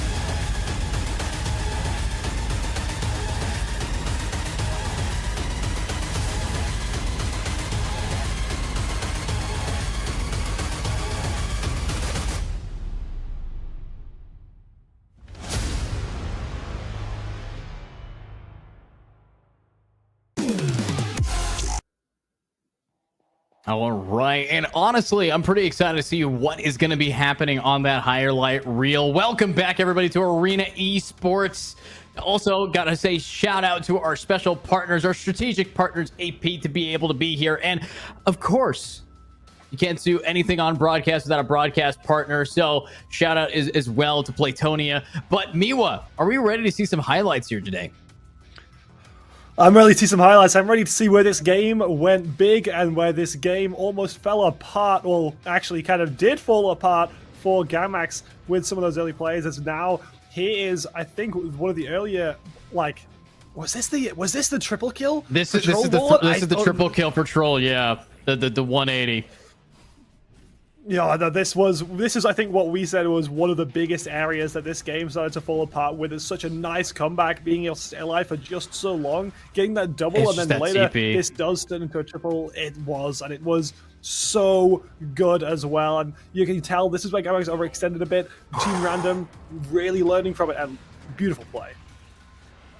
Yeah, and then we did see some other frags getting popped through. I mean, we had this turnabout as well where they dove without knowing, wait a minute, who else is here? It can't just be the bounty hunter. And that caused kill after kill after kill after kill. And it kept snowballing for them. They had a great job separating each other out. I mean, this was a great fight, in my opinion, but it got the troll, it got that, but this, biggest throw in the game. So desperate, and look, even the Magnus and the Tusk weren't ready for it. They didn't want to go in on that, and then they went in, and then they all died. Lena barely died at the very last second, but that is not worth it because Lena died after everyone died, so no money, no credits, no XP was balanced. This was another fight that happened that just, the Pangolier just kept going in when they shouldn't have gone in, and that is hopefully not a trend that we see in this next game. Yeah, you know, in the like draft, you know, you were saying that Pangolier was maybe like the hit or miss one, and it was definitely a miss this time around. There was some really good plays, like we saw Pangolier come in massive, like we saw in that earlier like tower dive that was really, really clean for Gamax, but it was just too over aggressive, and hopefully we don't see something similar to that. This was actually a fight which we did see. This was a buyback fight, wasn't it? This was the fight where we just kept on seeing buyback after buyback, teleporting back in, and really long fight. Went slightly more towards Gamax's favor, but at the same time, this wasn't a nail in the coffin by any means. This was Gamax's first step, but it was the only step that they got before Team Random just started rinsing them, winning fight after fight after fight. We saw that incredible box-in from Nature's Prophet to be able to turn around this fight, but it just wasn't enough. Honestly, this game for so long was looking so close, but those two mistakes, and then after this fight, the ruffle stomping that occurred, it was just too much, and I think Team Random really showed that they are a dominant team, even when the odds aren't stacked in their favor from draft. Yeah, I think they had a better draft. They just didn't have better players. And that's a bold statement, a bold claim, but unfortunately, it just kind of led into that. And here's the funny thing. This Roche fight, they got this for free. There was no contestation. There was nothing that they had to worry about.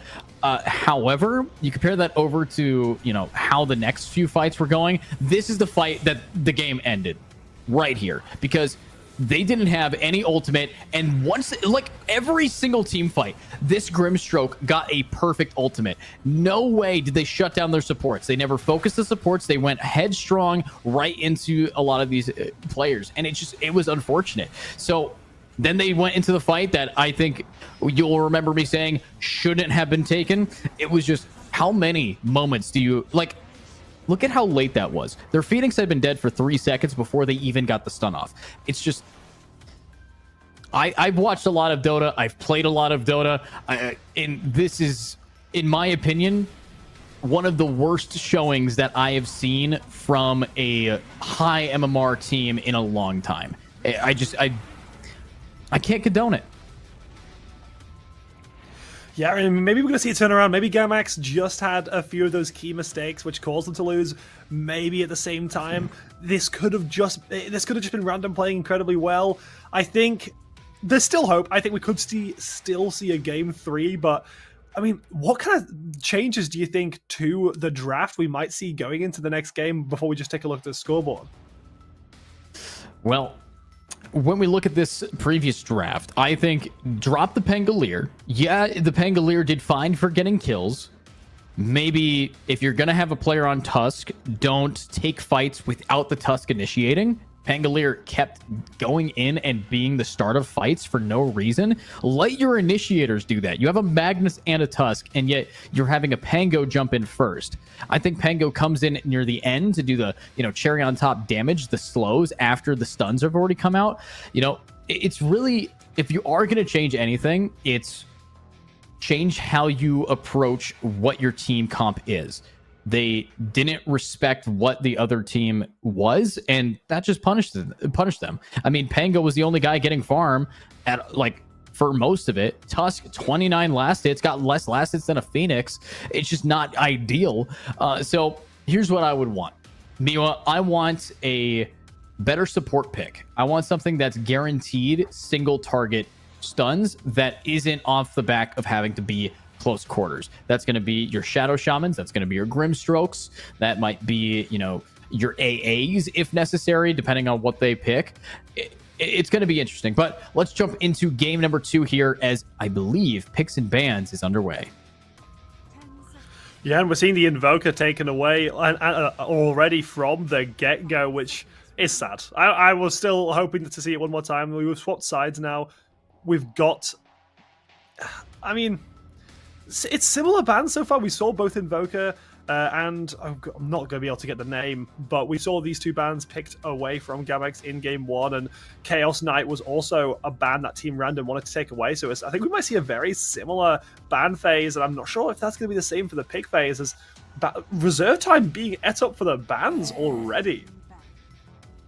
Yeah, I don't know why you're eating up reserve time to ban Muerta. That's a guaranteed, unless you were thinking about picking her.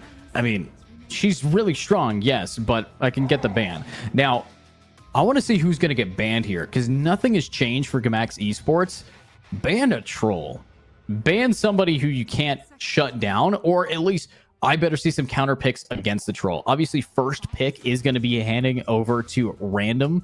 Team Random might be able to really just push things back, but so far, so good. Savior here. I can't shout out that Grimstroke play enough. Grimstroke might be a good ban, but it's also a really good pick. So it's like they're balancing what they know as their off-centered characters, like off-meta ones. But right now, I think we're going to be looking at a team take up a lot of their reserve time to figure out what exactly is going to be different from Gamax to maybe predict that. And that comes down to the coach and the IGL. That comes down to some great game sense. And in my opinion, right now, if you are going to ban anything from the previous game, you are banning a either troll or, oh my god, they got the Grimstroke. Oof. It's happening again. Maybe we're gonna see. Maybe this is it. Maybe the Team Random just plays the same comp every game, no matter what. Maybe that's just how they want to play it. Because Grimstroke being picked up, obviously taking the last game worked out pretty well for them. We saw how well it went last game. I don't think they want to change anything. I think they've been seeing these bans go the same way, and it's just we're going to pick the same comp. We're just going to go the exact same direction because clearly it worked last time. I would say don't have a bounty hunter as the offlane tank. I would have somebody with a more guaranteed stun and survivability. Centaur, Axe, Bristleback isn't banned right now, and Bristleback is so good that I can understand it, but Pugna is actually going to get locked in. Pugna, I think, gets pretty good gameplay against a Grimstroke, to be honest. So here's how Pugna works. Pugna has this little thing called a Nether Ward, and that little Nether Ward makes it so if you use a spell around it, the amount of mana that it costs now hits you for that amount of damage. So in a team fight, that Nether Ward can nuke any support, which is so scary, Miwa. I mean, honestly, as well, for an early pick as well, that sounds like it would be... I mean, it shuts down a lot of picks from the get-go, you know? It's not like something that's necessarily going to be... it's not something that I think necessarily is going to be that hard to pick around, but at the same time, it definitely locks away some of the picks that you might have wanted to go for before you would even be able to have the chance to get them. So I think it's a really nice early pick here. Now going back into those bans, more reserve time being into these teams. I think at this point, it's, you know, this is what we usually see in a game too, is we can't make mistakes. Both teams don't make mistakes. Gamax cannot afford to lose. And Team Random, well, they could go for a swift 2-0, which would cause any sort of anxiety to fly off of their shoulders, because going further into this tournament, going further into Arena Esports, if you can show you got a 2-0, you're a formidable opponent. You're scary in comparison to the other teams that are involved that might not have gotten that 2-0. So they still have a fair bit of pressure to get that going for them. And right now, the next pick being locked in here for Gamax post Pugna, as we're seeing a very different comp shift so far. We've not seen a similar pick from them. Maybe this is where we might see some more of that familiarity, though. The Brawler comp last time didn't work out too well. Do you think we're going to see it again? I think that it's still really solid, but the fact that they picked a Pugna means that they can still do Brawl. I kind of want to see a Luna from them. They need to have a consistent right-click carry. Luna, so powerful with Pugna, especially if you watch the TI. That combo actually won quite a few games there as well. But I do want to point out, the bans have not changed whatsoever from Gamax. I don't think that they really want to be seeing any of these characters. The fact that one of their insta bans is an Earth Spirit has to be a specific pick against these players. But what do they get? Kunkka. Nice. This is my favorite team fight core. Kunkka, the ability to have Torrent Storm going Water Park build is amazing. And if you don't know what Water Park build is, that means you get in Ags pretty early on and the battlefield becomes surged with water and you can't do anything if you're perma-stunned. So it just makes team fighting that much stronger. And Pugna synergizes with Kunkka very well with Kunkka's or Pugna's Nether Blast. So I like that pick. I think Kunkka is going to be able to really start the offense early. However, I said that last time and then they threw. So just because they pick a character doesn't mean they know how to use it. So hopefully they are going to rock it in there with it. Yeah, and you know what, though, is one thing worth mentioning is that this reserve time for both teams, not even halfway through their picks.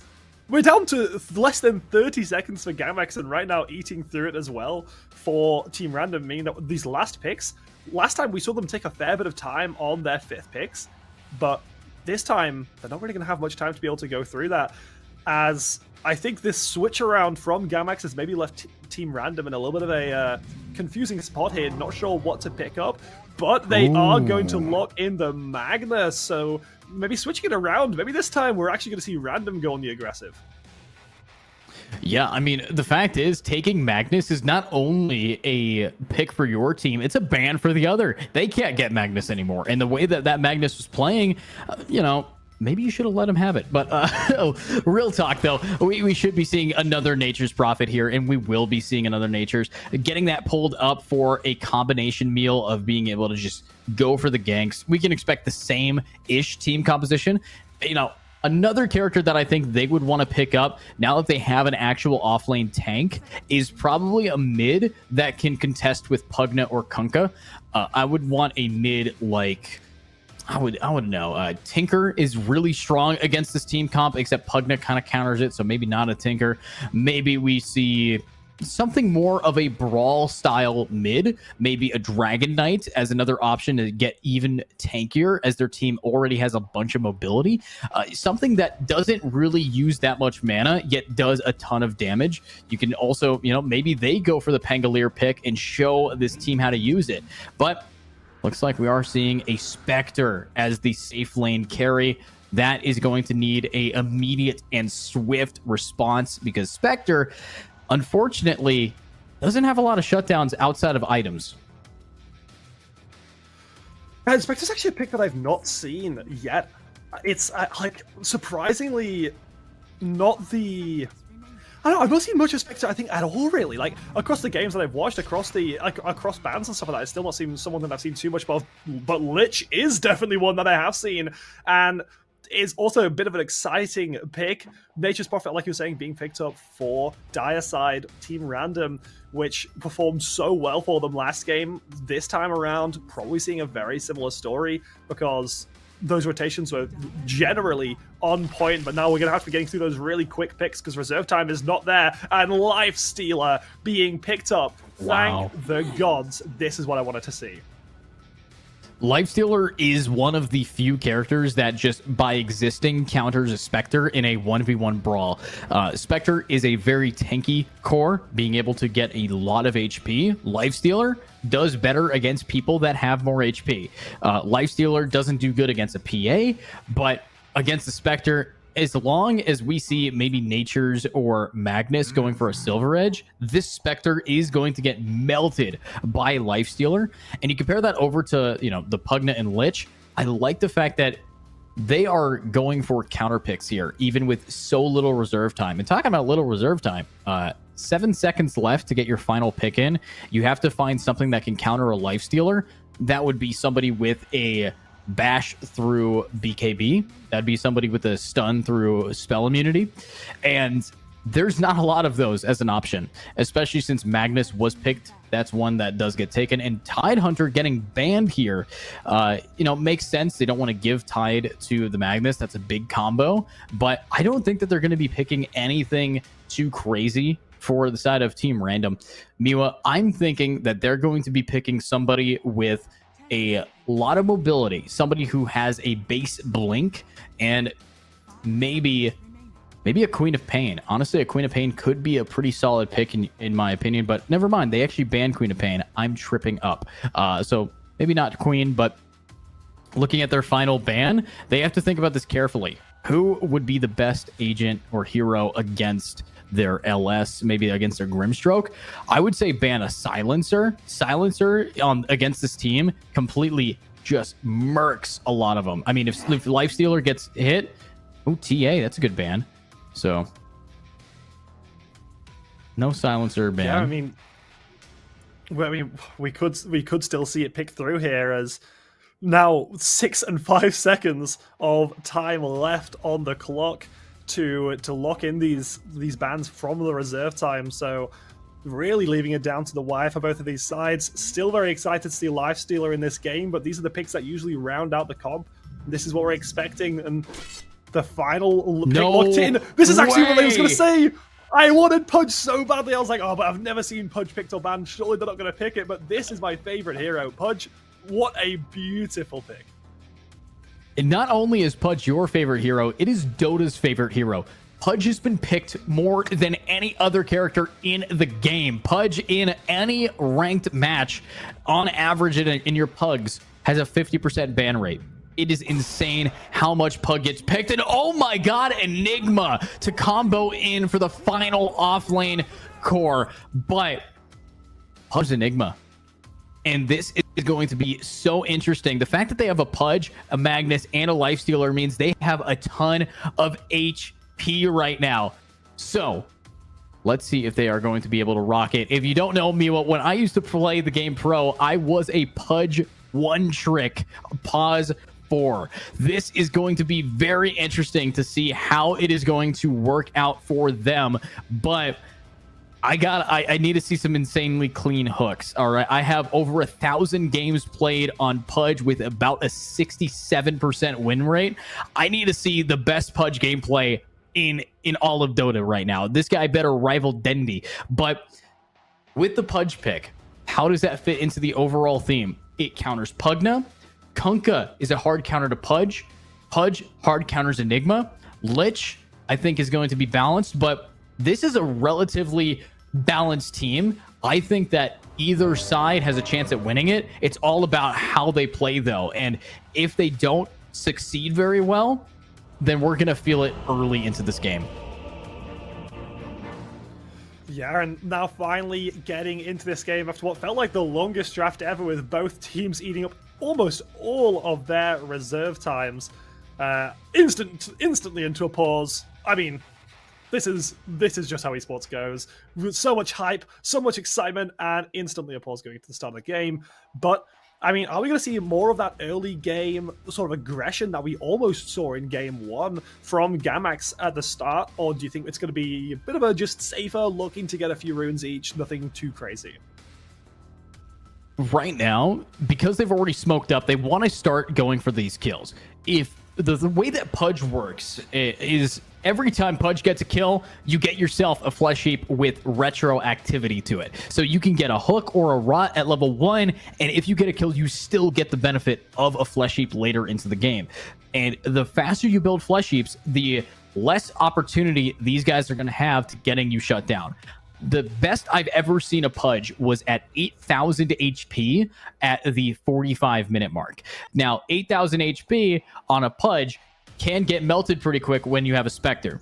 So even if they have some insane snowball, they might get shut down. But looking at this game, looking at how this team has already dominated in game 1, now they're bringing in some similar picks, some new picks. I think that they are favored here because of how their gameplay was at the start. The way that Nature's is going to be able to TP in, Pudge as well with the roam. Early game, if you're a Spectre or an Enigma, is going to be so painful. You are not going to get any farm for at least 15 minutes, which I think is all on the back of if they get any kills. Pugna takes quite a few minutes to scale up. So early game is favoring the side of Team Random. And I know that if early game favors a Pudge, that usually begins the snowball on top of the mountain that starts the avalanche. Yeah, and now both teams leaving the base, pause finally finished, and heading towards similar sides of the map. Maybe we'll see a little bit of contention, but at the same time, there's still so much time to tell. Look at the smoke coming through, and this is the exact position, actually, that we saw Gamax in the last game, looking for the early first blood through this really deep invade on the bottom side. So I mean, maybe there's something to get here moving towards as a team, and now Team Random taking control of this game have snuck in. I don't think that Gamax are aware, and you know, with that Pudge, maybe they could try and look for a hook, maybe look for something a little bit bigger here. Is replicate. I would be terrified. I mean, with the high ground as well, like Random have a big advantage here. But it looks like they're actually not going to go for anything. They're gonna back off. They're not gonna look for that fight. And Random now showing more cards and showing a lot more confidence than we saw at the start of last game, where we saw them back off like Gamax are right now. So I think we're going to see a very, very big change in dynamic from between both of these teams. Looks like we did see 2 bounty runes going to both sides right now. And actually, wait, there's still a rune bottom that hasn't been picked up yet. And that's 3 runes over to Team Random. And it doesn't sound like much, but that is a huge gold lead already. And that is why we're going to be seeing right away a 1k advantage. And actually, the Spectre took a little bit of damage in that brawl as well. So getting them shut down is not ideal. But looks like it's just going to be Harassment City Savior doing the same gameplay we saw previously. Might be able to keep it going, but this is a double range comp against a Lifestealer. So Lifestealer might not be able to get the same amount of kills that he'd like to, but we might even see first blood. And nah, it's a Pudge. You can't kill him that easy. Yeah, I mean, he's literally a bowl of meat. Like, there is no other visual that could really go ahead and say, yeah, you're not going to kill this. But we do see now the start of this game. Actually, Gamax looking for that early aggression as they're taking a lot of these early fights, a lot of these trades as well. Savior losing out quite a lot. Was this is kind of what Team Random are doing. I feel like we're almost watching the teams split around the other side, because Team Random had a very, very similar playstyle to what Gamax have right now at the start of the game, and from the way that this started with the invade as well, maybe we're just going to see the storyboard flipped. I mean, we could, but instead of having a safe lane Magnus, we have a mid Magnus here, and that could be a little bit different for them, because in off lane Magnus switched. I think mid Magnus is an old strategy that still has found its way, but Savior, I want to hit those. Looks like we are going to be seeing a lot of harassment, though. This Enigma is just sending so many Eidolons, so many of those little dudes to just keep that damage going, and constantly moving them forward. So I like the harassment that they have. They're trying to stop the early amount of last hits gathered, but it's actually not working too well. Because they're so hyper focused on getting harassment damage dealt, they're not really focused on getting last hits of their own, and they are falling behind a little bit. So there's always a trade-off between where you gotta go. And oh my god, mid Kunkka. It's my favorite thing to do, because here's the way that Kunkka can really just be a nuisance. If you get Boots of Travel on the guy, he can't be killed. It's just not possible. Well, maybe we'll see it this game, but I mean, so far it seemed like it's a little bit more of an advantage in that mid lane. I mean, maybe is that the kind of difficult matchup that we're seeing more there, or do you think that's more just the better play coming out from Gamax? Is 94 on extremely low HP, but here we go, fighting the top side. Actually, Melee almost being brought down, but first blood being taken away. Very famous one does get a kill on Savior. 2 kills going to Team Random. Only 1 in the return for Gamax. And I'm honestly, Team Random getting the early advantage. This is very similar to what we saw at the start of the last game. But running away from those minions, just getting chased for miles. What is going on? Why? He's running for so long. I'm surprised that he didn't TP out. I mean, it took a while. He could have just TP'd out when he was in the Sprout there. But anyways, with that, I do want to say, even though they did get first blood, the double kill on the core is so much more value that is not what you would have wanted for your team. So, and as to answer your question about how mid's going, I think the Kunkka's answering that question by just beating him down right now, and might be able to get a kill. Fairy Fire is activated and has a bottle, but Replicate just diving for it. Radiant structures are Oh, the structure fortify. Nicely. Oh, jukes it. No, doesn't juke it. There we go. So it's not exactly a player diff here, Miwa. It is a character diff. A Kunkka early is so much stronger than a Magnus, and unfortunately, Magnus doesn't have the same harassment. Kunkka has an ability that allows him to just constantly beat down on these players. But talking about a beat down, we got it. Another one, a killing spree 4 minutes into the game on a life stealer. You like this character, and you could tell that this team of Gamax is not going to.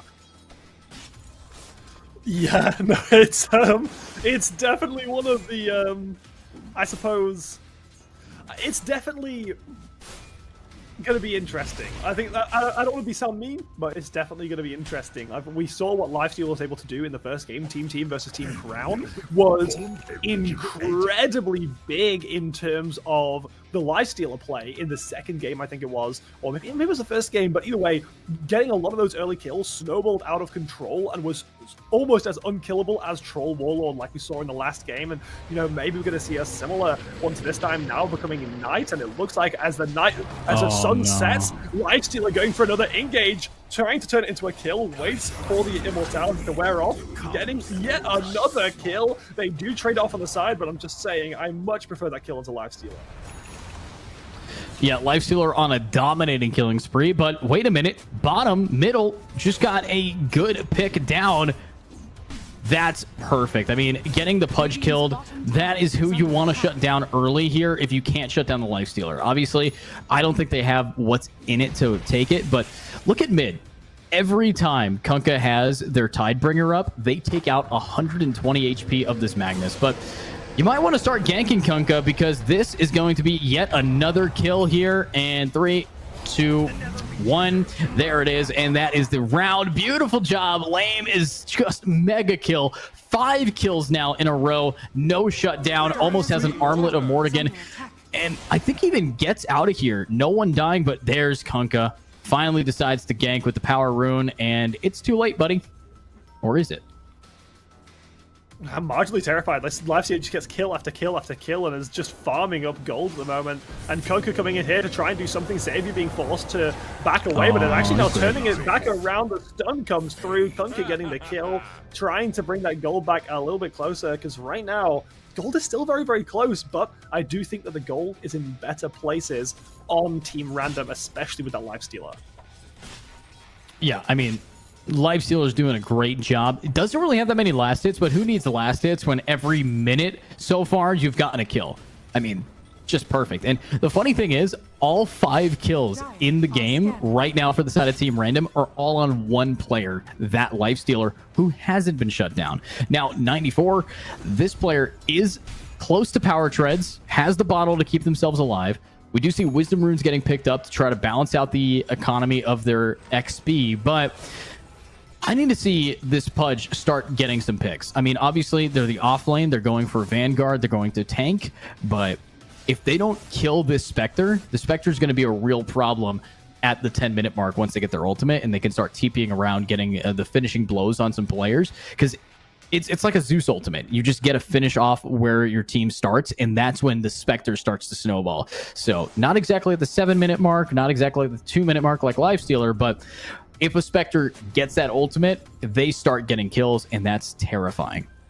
Dire's top tower is under attack. Yeah, and well, right now both teams are continuing to play it out slowly. Like you're saying, for that, like that off lane with Pudge not being as explosive as you might have wanted it to be, but I think we're going to be expecting some big things later on, especially from these earlier fights that we saw Team Random doing so well with last game, where they were able to just get these really good fights and also punishing Gamax quite a lot. I think Pudge is the kind of hero that you want to be able to do that. As now an engage happening, Gamax looking for something, but Savior's there. The TP coming down as well from the top side. Already 4 members there, ready to instantly respond, turning it back around. Kills going down. Good Team hook. Random able to pick up 1, 2, trading it back forever, looking to get that kill to Nature's Prophet on the side. Both getting brought incredibly low. Replicate getting low on the bottom side as well. Nature's Prophet can fall down, though the trade out onto Replicate's going to come through. 1 kill advantage for Team Random, forever forced to run away with no HP. Savior not even taking a drop of health during that. Wow. It was a 2-for-3 trade there, and in my opinion, worth it because both mids died. However, they didn't get the Spectre, and the Spectre walked away with the kill credit, technically with a bunch of XP to their name. So even though they did get a lot of kills, their safe lane walked away pretty much scot-free there, and that could be a problem, as that Spectre got the Kunkka, and Kunkka was worth a lot of money there. So even if they did win overall in the fight, they're going to have to do something about this player soon. However, wait a minute. Lame is going Radiance, and if they manage to get that before the 15-minute mark, a Radiance can just cripple an Enigma. No ability for them to use their Eidolons anymore. It's just an AoE burn everybody to death card. So that's going to completely shut down this off lane even more than they already have. And not only does Radiance do damage over time to everyone around you, it also goes through Pugna's Decrepify, which is insane to make sure that Pugna can't have an escape anymore against the Lifestealer. No more damage resistance to him. So that's not good. But we're at the 10-minute mark, Miwa, and so far one team has that early lead that we saw them take in game number 1. And mid. Oh, poor Natures, but the counter plays are coming right on through. And they are going to get both of them here. There's no way. Wait, no, they only get 1. Yeah, and you know, they only say to 1. Now, even if the kills 99, 2k gold lead still in the hands of Team Random, so they still have that advantage. Maybe they can try and look for that Pudge hook, but still not finding anything with it. I'm kind of just waiting for this Pudge to come online. I'm so excited for it, and we've not seen it come out too big yet. So, I mean, still got the 2k gold advantage. Team Random somehow have this way of always being ahead on gold, even if they're not ahead on kills. Well, I mean, it just comes down to when did they get the kills? When did they farm the money? So far, we haven't actually seen anybody besides Spectre on this team really focus on last hits. We're seeing the Enigma try to catch up, but Enigma's a little bit behind right now. Obviously, when your lane gets 5 kills down on you, you're not going to be able to do much, but this Pudge, as you wanted it to get online, Miwa, it's going to take some time. They're not going Blink Dagger, so they're not going Initiate, which I think is a big misplay, especially against a Enigma, because now you're inviting your team to get initiated on. You have the Magnus, but you're going to start losing towers soon, and you're not going to really have that much space to stop this Spectre, as Pugna can nuke towers. That's what the Nether Blast does. It does so much damage to towers that if you aren't careful in this, early to mid game section, this 10 minutes, 25-minute mark, that Pugna is just going to walk all over you. And even if Pugna died a bunch, they still have the Nether Blast, and that doesn't really need a lot of kills to get damage dealt. No, you don't. Yeah, and well, I mean, I think just to ask a very, very important question, I think what a lot of people are thinking is, do you think that we've seen more and better plays this time around, less throwy plays, especially from the Radiant side, really? Because last game, Gamax definitely made these a lot more aggressive, not so great plays. So, do you think we've seen something different? Do you think we've seen them play better, or do you think we've just seen them play safer? I would argue both, because if you're playing safer, you're playing better against this team comp because you can't be walking in. I do think that they need to start getting aggressive towards Lifestealer in the same way that, you know, the Spectre is getting free farm, so is this LS. And LS is now halfway to a Sacred Relic, which once you get the Sacred Relic, you have Radiance pretty much. And look at this. They are going to be going for a gank bottom. They want to go onto this Pudge, and that's going to be a fast reaction. I know that we have a haste rune on Replicate who should be able to pop it and run it down. But first, we want to be able to thank our broadcast partner as we have a paused game because Magnus decided to disconnect. But the streams will never disconnect here thanks to our broadcast partner, Playtonia, and of course, our overall sponsor, Etisalat, and strategic partner of ADP. So with that segue, Miwa, I gotta ask, what do you want to see from these players? What do you want to have these players be able to do before the 20-minute mark? What's the goal that these guys should be achieving? Pudge hooks. That's what I want to see. That is like hands down what I want to see. I want to see Pudge come in huge and just land some disgustingly good hooks. That is what I want to see right now.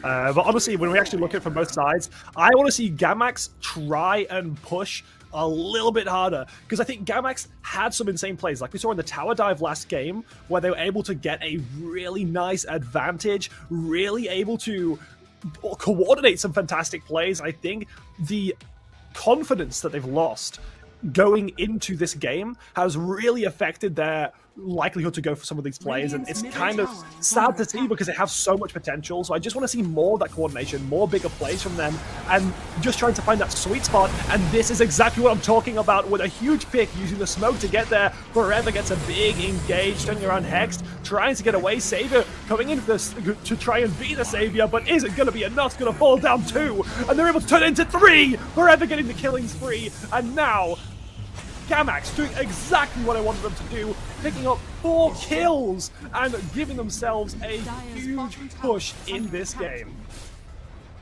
Wow, great push power there.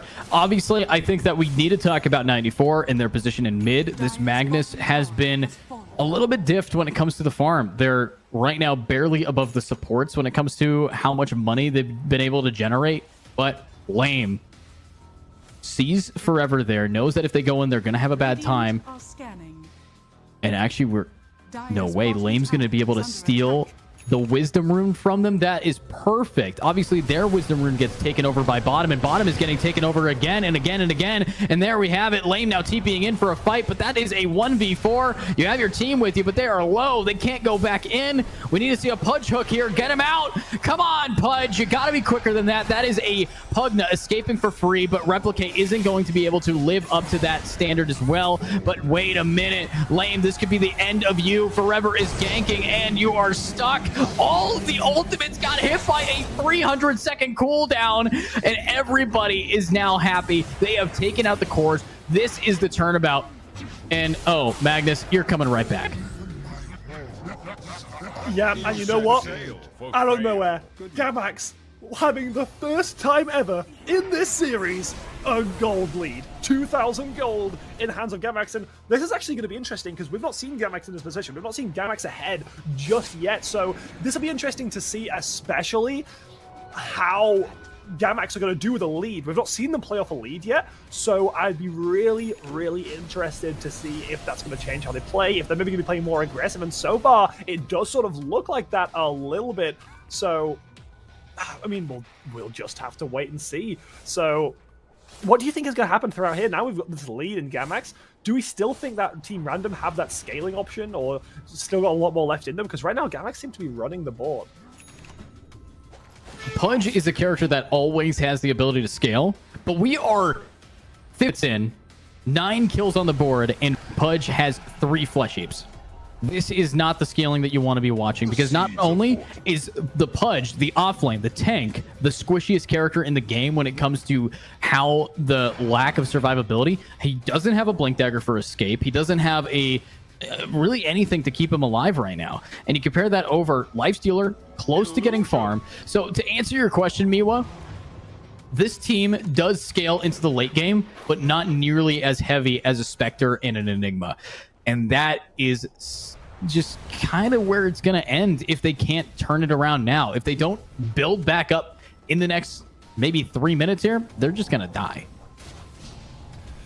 Yeah, and I mean, speaking about dying, here goes Lame going for that aggressive play and the massive engage all across the board. Lame getting another kill. I mean, how many of the team's kills does Lame have so far? Because it just feels like it's been all of them so far, as now they're looking to get that kill. The Fortify is going to come out to try and slow them down, but it might not be enough. Lame here does finish off the tower. Now that gold gap being closed a little bit more, and I think one thing to really mention is when we saw Team Random 6 kills ahead, it was around a 4k gold gap, and now we're seeing Gamax 6 kills ahead. It's somewhere between 1 and 2,000, so I really think that Team Random have this big, I guess, benefit on other sides of the map. And right now when we're seeing the two carries so close to each other in Lifestealer as well, just creeping up, I still think there's a lot of life there. I still think, I mean, big Lifestealer player wannabe, so I think there's love to see all around. Pudge now is hopefully going to start coming online. We're hopefully going to see more of those big hook plays, because that is, I think, exactly what you'd want to pair with that Lifestealer to continue to push that lead and go for those picks. Especially, we saw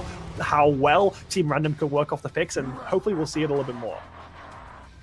Well, Lifestealer has the ability Infest, which pairs so beautifully with Pudge when they actually land hooks. But, you know, it's the caveat of when they actually land hooks. And I do want to say this Pudge's positioning has been bad. Think about it that way onto the Pugna. All you had to do as Pudge was walk into the AoE of your flesh heap so you can get the stack when he died. And they didn't even do that. So even though they got a kill with Pudge inches away, they didn't bother getting the flesh heaps, which you're going to want to get those because you're not going to be able to get as many kills per minute at the 20-minute mark, at the 30-minute mark, if it gets to 40 at the 40-minute mark. So there's a lot on the line that these players are kind of sacrificing right now. And hopefully we are going to see them fix that positioning as soon as possible, because honestly, if they don't, then their position in the game is going to be tied 1-1 with a decider of map 3. Yeah, so I mean, maybe we decided we're still seeing that gap starting to close a little bit more. Teams, we've not seen a fight yet for a while. We've been lacking that fight, and you know what? I want to see a team fight. I want to see it happen. I want to see a 5 versus 5. This is what I've been waiting for this entire game. You know, I'm excited for this. So, especially with Lame having so many kills, and this game almost gets another, but Nans just takes it from the back. But I mean, more and more gold being picked up. We're seeing now Lame on Lifestealer pulling ahead in the net worth, has over 1,000 almost up on second place. So what are you doing? Goes with like Pudge though. Bit of a weird spot. Why is your Pudge alone? Go with the team. Radiant structures are fortified. It's not hard. There's a mini map that tells you where your team is, and your main monitor says where your team is. And you know what that is? Where you should be. Because right now they are getting diffed here. The Pudge is dying way more than you should. This is your tank player without an ability to initiate, without any flesh heaps, currently sitting at second most amount of gold on your team because he's taking all the last hits. Not what you want to be watching. But what we are watching is 94 getting ran down here. The Magnus will be caught out and probably killed. I mean, wait, maybe no. How do you get out? How do you get out? How did he get out? I mean, beautiful, absolutely beautiful. I love it. It's fantastic. This is what I came here to watch, and now that gap getting smaller and smaller, we're now seeing below 1,000 gold, as those mistakes were fought straight back by Team Random. You know, they lost quite a bit in that mid game. It was looking pretty dire. You know, pretty good fun there if I might ask myself.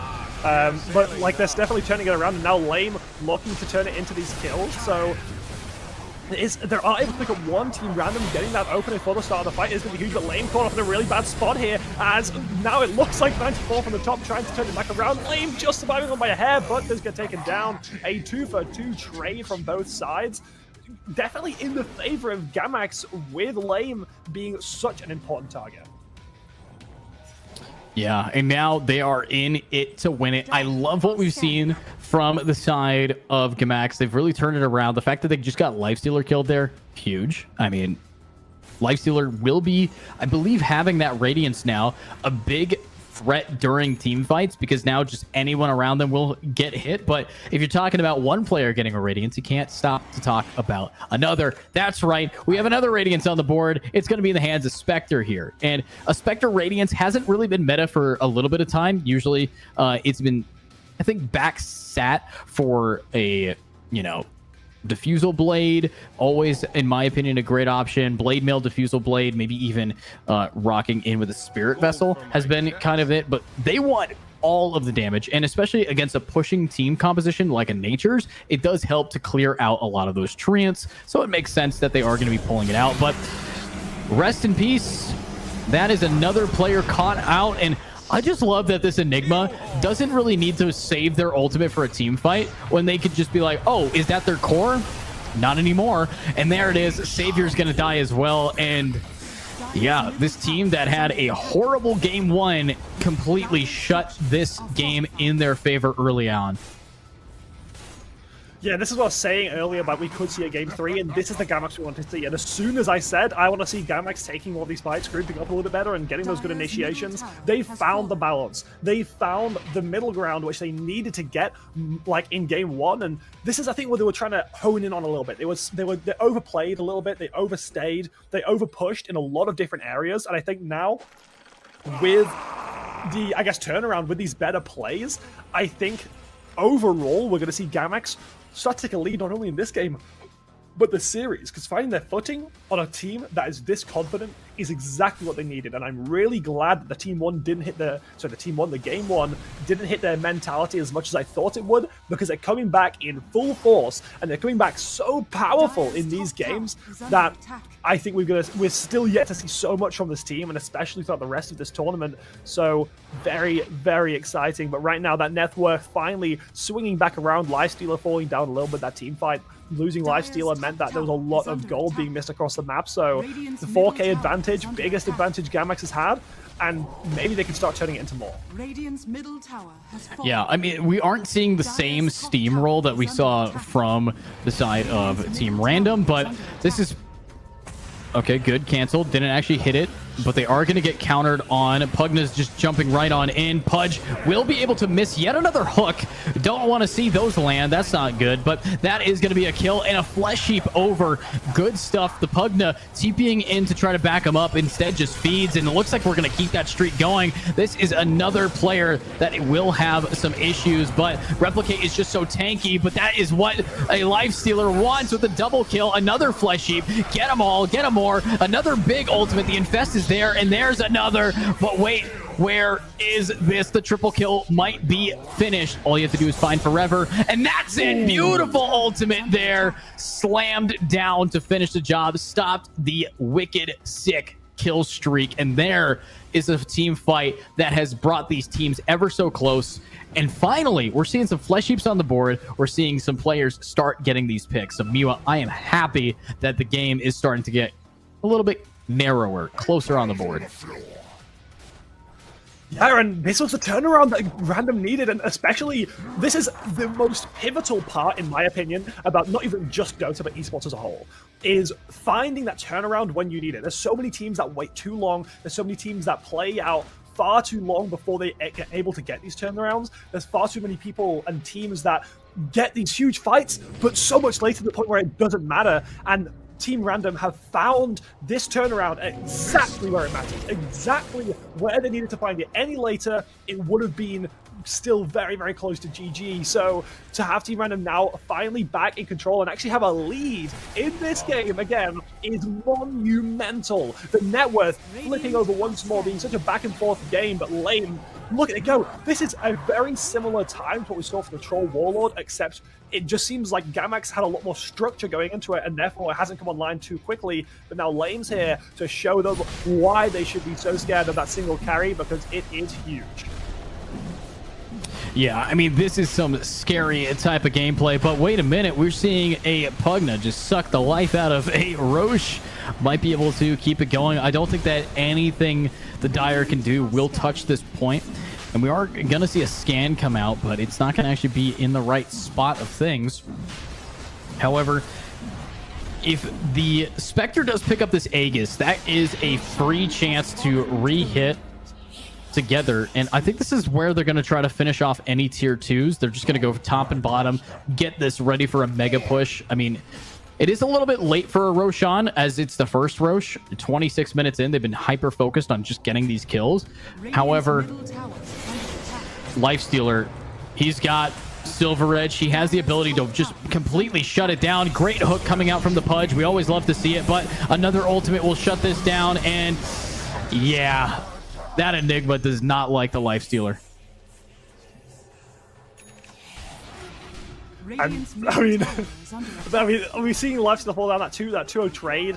And plus the Roche does give them a little bit more. We're still seeing us a little bit of gold in Team Random. I think we'll all flip very, very, very soon. But right now, it's still close. It's still so close. And I think Team Random, we saw them play it out better in this later part of the game. This was, I think, a very similar spot. I think a slightly bigger lead. I think it was like 4K lead for Team Random at this point in the last game. And then there was only a few fights, and then out of nowhere they were 15K gold ahead. So we could still see something like that happen. Like you were saying earlier, the way that this game's balanced is to allow in this late game for everyone to be strong. So it's the part of the game where we're going to see the huge shifts in the tides of how this is played. But we just look across the map as well, towers wise, we're seeing a huge tower lead to Gamax, and they have so much more control over this map. They have so much dominance across the board, really, that the Lifestealer is what is being completely relied upon once more, which means that when they're able to get these picks, and in some of these fights they have, it's been so big for that early play. And right now seeing another fight start to come out here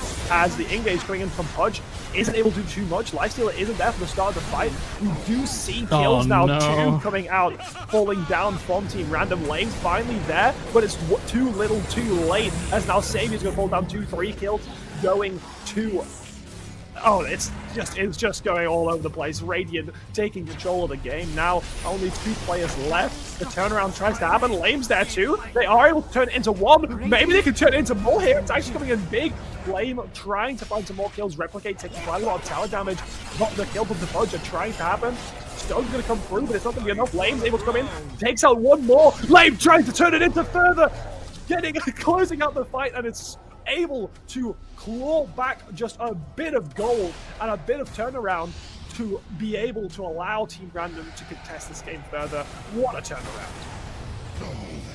Yeah, they're here. Double kill for Lame is massive, but are they going to be able to shut out the Enigma or the other? No, it looks like the Spectre walks away, and so does the Enigma. That is not ideal. I mean, they are able to get a bunch of kills. They got the money back, but at this stage in the game, it's not about money, because net worth only buys you so many items, you know? And as we're looking at this right now, Miwa, I'm looking at a team that you're having 1 core be unable to be killed unless you have Lifestealer there, and Lifestealer has been getting picked off time after time again. So unless they can stop dying so much, then we should be fine. But wait a minute.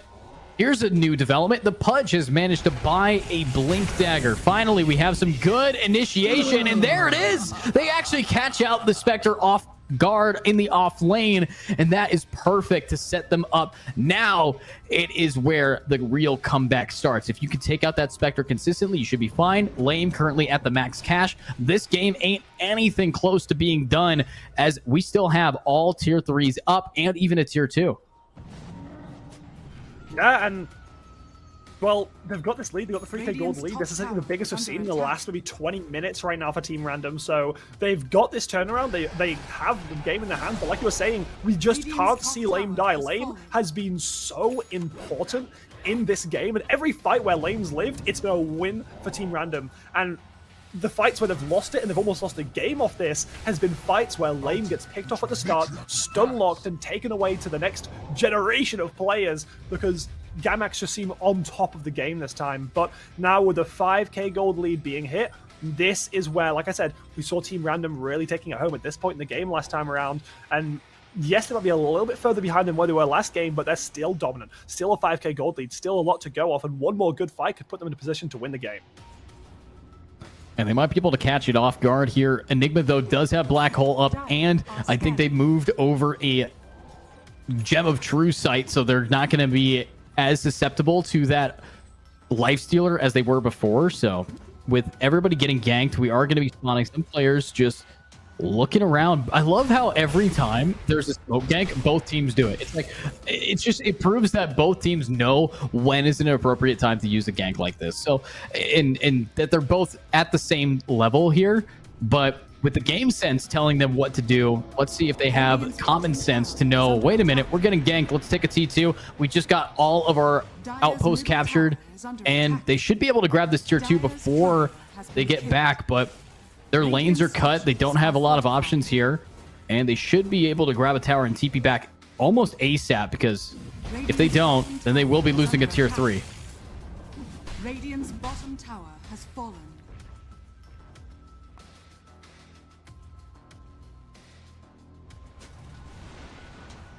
It's a pretty slow round here so far, but yeah, sorry, I do apologize. I was muted for a moment there. I was talking, I was like, what is going on? But, you know, like I was just saying, even though Team Random have this lead, it still feels like Gamax are all over them. It still feels like they have control of the map and are constantly invading the dire side of the map all the time. And it doesn't feel like a 6k gold lead to right now to Team Random. So I'm wondering when we're going to see that turn around, when Lame is going to feel fed enough, really, to be able to turn this around. As now seeing an engage onto the Pudge, but the turnaround now, trying to find it. 94 getting the killing spree. What an incredible pick onto Lich. Great start to the fight, and now we're going to start seeing Team Random start to take over the hook coming in. 2 kills now for 1. Nature's Prophet falling down 2 for 2, actually. Lame not in this fight just yet, waiting for the right moment to strike. Buyback coming in through now as well. There we go, Lame coming in once more. The hooks are big, Lame's even bigger. Double kill, trying to turn it into a triple. Team Random running away with a game. 10k advantage, 12k advantage. Team Random are in control. Dude, that was some crazy stuff here coming out of Russell. I didn't think we were going to see it today. I didn't think we were going to see it from him at all. And I was just hyping you up, man. You can't be doing that. I was just hyping him up, and he manages to miss a hook on his own teammates. So anyways, you know, it comes and it goes in waves here. So Russell being able to land some great hooks, shutting down the Spectre. Ultimates here, the shard is big enough to really just reduce those cooldowns, and they're just keeping it going. So if they can get this tier 3 or force a buyback, they should be fine. But instead of that, people are already up. They got a tier 2, they got 14,000 gold. They've turned this game around, Miwa, and that is the goal. So what is the goal of the Radiant? Well, they need to keep using their ultimates to get that. This time, they're not going to have the same amount of success, and it's counter. That is it. Finally, they're back online, and look at the toxic tipping.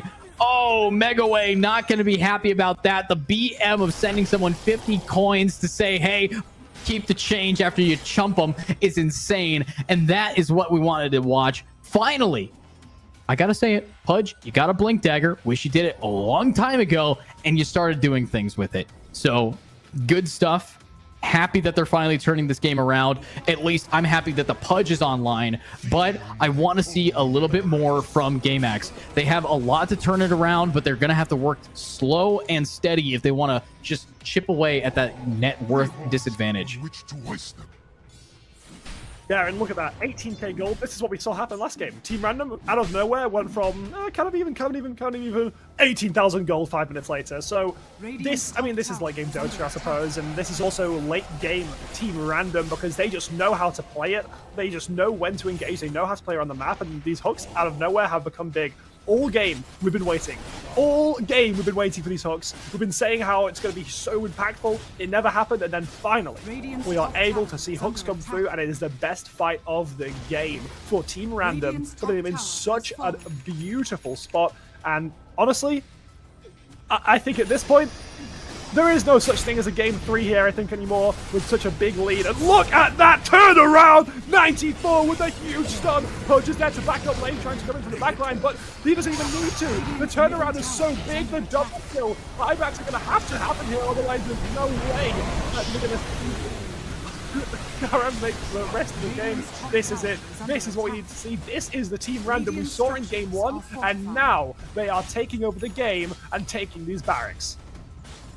It took a long time for this team to be able to get back online, and I'm surprised that they were able to get online against the Spectre. I think that we saw some supports really fall off. Lich and Pugna weren't able to keep up to the same degree that a Grimstroke and a Nature's can. Nature's has the ability to split push, constantly making space. Grimstroke in a team fight, in my opinion, so much stronger than a Pugna. They have what they need to keep it going, and now it's just going to be one after another. So looks like we did see a comeback, and I thought for a second we were going to game 3, but I like it. I like it a lot. And now I like the fact that we are going to be experiencing, hopefully, one final fight before this ends. They have the black hole available. Don't waste it on this lifestealer anymore, because you can't really solo kill him anymore. It used to be a thing, and now he's just scaled past your strength.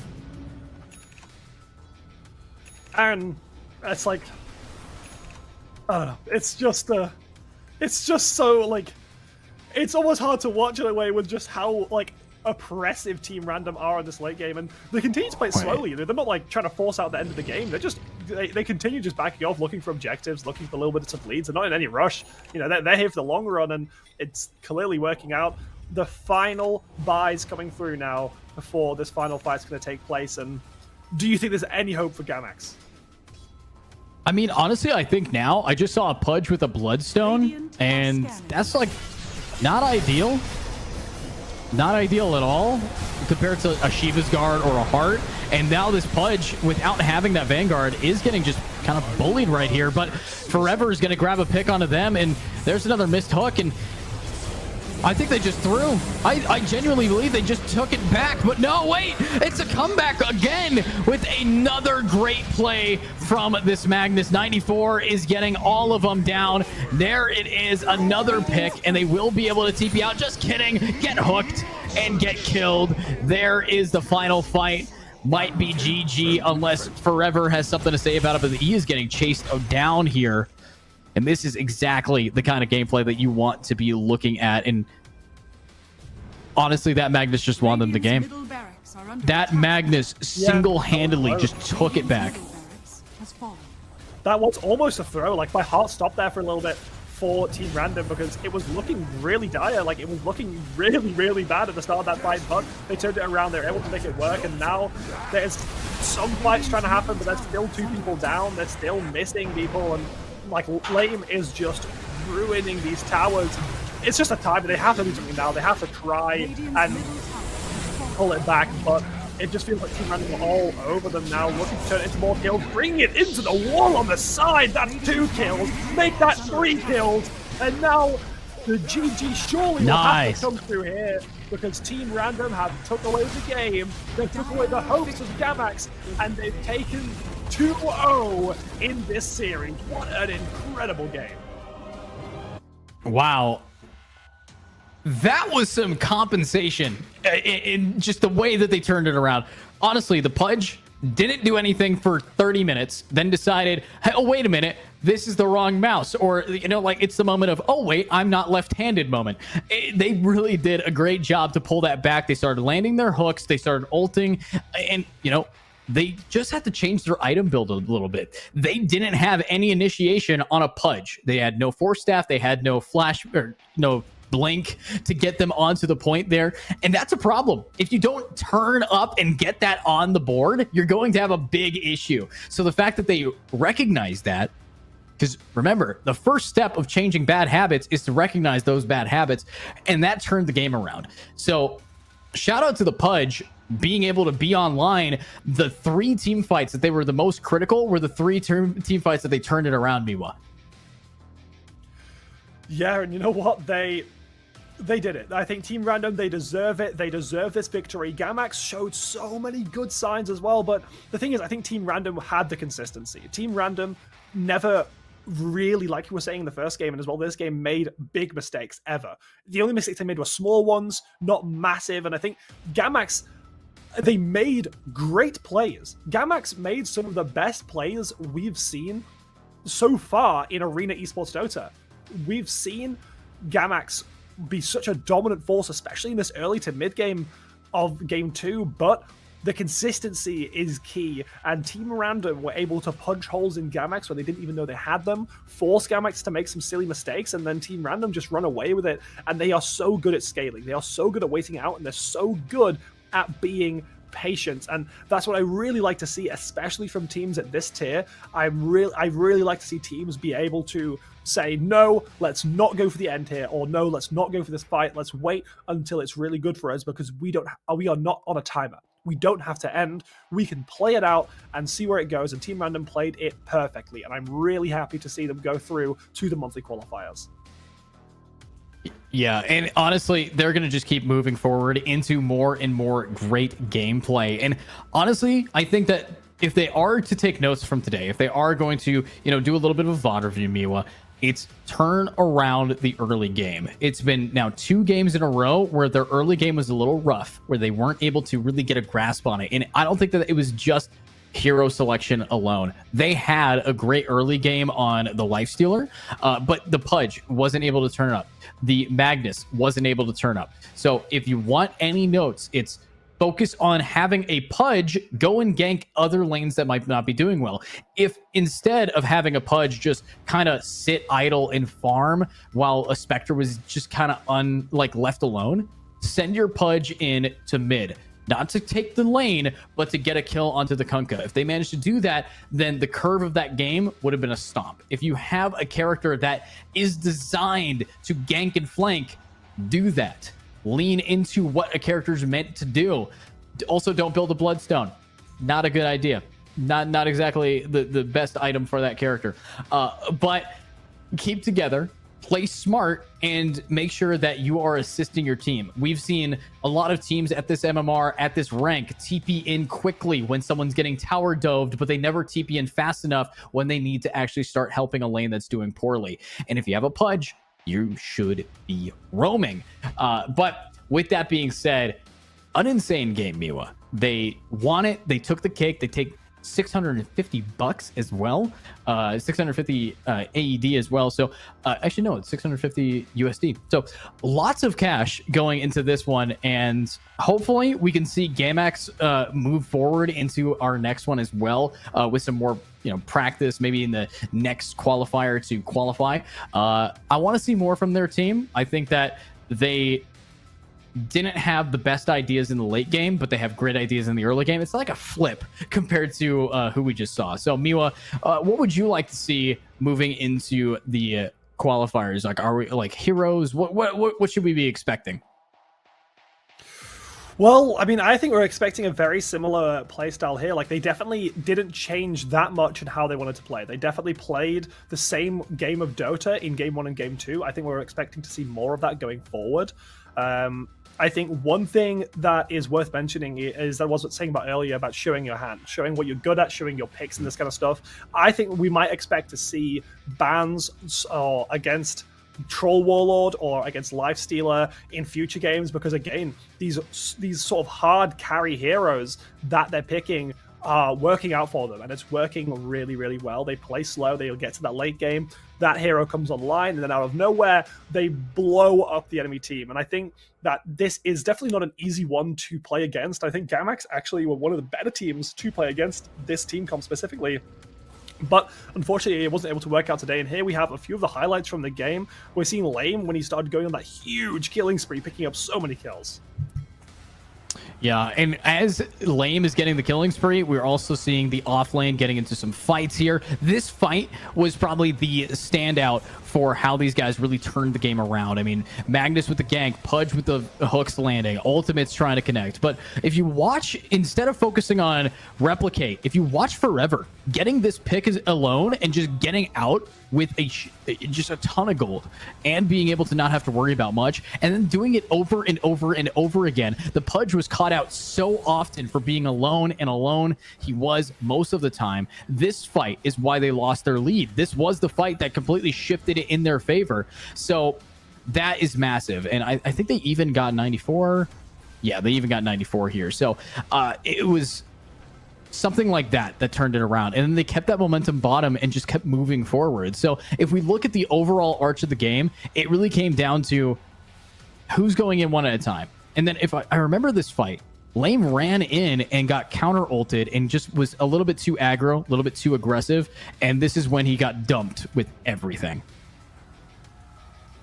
Yeah, and this is where we saw the sort of holes appearing from Team Random. These were, I think, the biggest mistakes they ever made across the whole series was Lame just being too over-aggressive in a lot of these fights, and it wasn't just here, it was everywhere. We saw this happen so much in this mid-game, and this is where we really thought that Gamax was going to be able to take it, because they kept on having these, you know, constant picks onto Lame early in the fight, or even just later in the fight, to the point where they can easily just turn it around. So I mean, I think that's one thing that Team Random definitely has to work on moving forward. However, at the same time, it's not the hardest thing to really solve. This is something that I could very much see Team Random be able to get past, because they are so good at so many other areas of the game that being have to just focus on one thing isn't going to be that difficult. And you know, there is parts like here we saw Lame maybe hesitating a little bit on going in, waited out a little bit, but then there's sometimes when there's no hesitation. So I think Lame has a little bit to go through there, but still, regardless, I think that they played it fantastically well. You know, this is one of their better fights when Lame didn't die, and this was the story of the game. It was,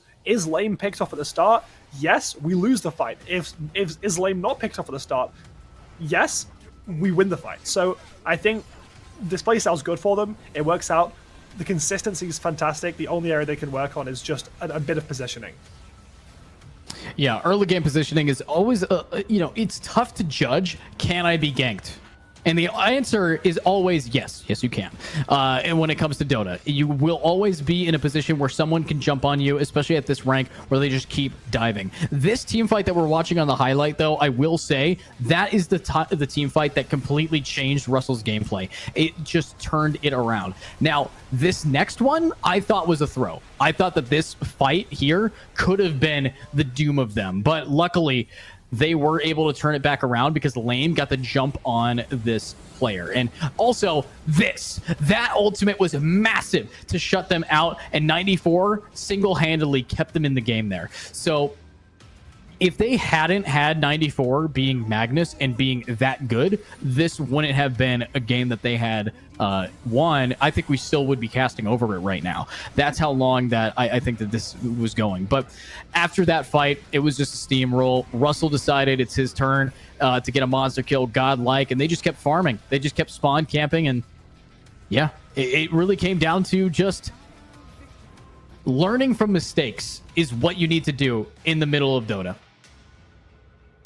Yeah, and you know what? I think, honestly, Gamax learned from their mistakes after game one with some of those not-so-great plays. However, going into game two, they did better, but it just wasn't good enough. And I think we could have gone to that game three, and honestly, I think with how quickly Gamax were actually learning to play around Team Random, if they were able to take that game two, I actually think that Gamax would have been able to take the whole series. So I think a very clutch win, I suppose you could say, in a way, for Team Random to be able to take that game. But I mean, let's just have a look at the scoreboard here and have a look at, I guess, what really changed things around in the dynamic of this game, because we saw a much closer game, especially kills and gold-wise. You know, I think the last game was like 50,000 gold at the end, and this one wasn't as close. We can see here some of the net gold from both sides. That lifestealer was so big, and obviously this is at the end of the game. We could see it earlier in the game. It was much, much, much closer, but we still saw, you know, Kunkka just like, it was close for a very long time. Kunkka was on top, was doing fantastically, but that really sort of fell off towards the end, especially as Lame was able to pick up more kills and get better fights without getting picked off. So, but you can clearly see it here. You can clearly see that Team Random have a way they want to win the game, and they choose to win it that way by getting one of their players super, super strong and pulling the game through in that way. Yeah, in talking about the scoreboard here, I got to point out one thing that I'm noticing in the buys from the side of Gamax, one Blink Dagger, one Force Staff. Every other piece of initiation was either utility or walking at them, which I think is why they might have lost the late game. They didn't have any way to counter initiate. They had no tools to push these players back. And then you think about, we see what switched at the 30-minute mark. Well, Pudge became that initiator. So not only were they getting jumped on by these two players, they were also getting just a little bit diffed when it came to how do they initiate? How do you turn it around? You can't only rely on a 300-second black hole cooldown. You have to rely on more than just one. And Pugna couldn't initiate. Kunkka could, but from a distance and had to run at them. Lich couldn't initiate with their fear. Just nothing. And then maybe Forever would initiate, but that is so risky as you are the core. And if you go down first, your team doesn't have a fighting chance. So when it came to that, it makes sense. But let's see how much money they actually won for these misplays or for these successes. Looks like, yeah, 650 USD for first place, $300 for second place. And of course, any team that we didn't get to see on stream today, we do get to see getting $150 in esports credit, as well as fourth place doing the same. So overall, the way that the roadmap is looking, I am excited for the monthly finals later in the month of November to really start heating up. The open qualifier is going to be pretty intense as well. But with how these teams are going, I can't wait to see how grand finals plays out. Exactly, and you know what? One team that I'm really excited to see play, like if we do see Team Random go through those monthly finals and they go up against Team Crown in the playoffs, that will be such an exciting game. You know, Team Crown were dominating so much in that game against Team, and Team Random actually was a little bit closer, but I do feel like the teams were just a bit of a higher quality this time around, so I'd love to see those two teams meet. And this is not even halfway through, like, the whole qualifying stage for the playoffs, so we're still yet to see so much. It's so exciting. We've seen some fantastic teams so far and some fantastic players. We've still got such a long way to go. I'm really excited to see a lot of these teams, and as well, teams, even if they lose today, they can come back. There's more ways to get back. There's the open qualifiers, so no team is truly out of the dark, and who knows, maybe we'll see Team win the open qualifiers and go to those monthly finals against Team Random, which would definitely be something. Yeah, I mean, Team played well, and this team definitely deserved their 2-0. So I love the fact that this is already the level of competition that we have watched from these players early into this roadmap. But with the roadmap giving us the way of how these games are going to be progressing for the finals here, lots of money is on the line, 500,000 AED. And of course, we also have to shout out the people who make it possible. Broadcast partner Playtonia, can't do it, can't be on screen without you. Strategic partner being 8B Gaming, rocking it. And of course, overall powered by Etisalat. Thank you so much for being our sponsors. But I do say that that is all that we have for us on the English broadcast. Thanks again for watching, and have a great day.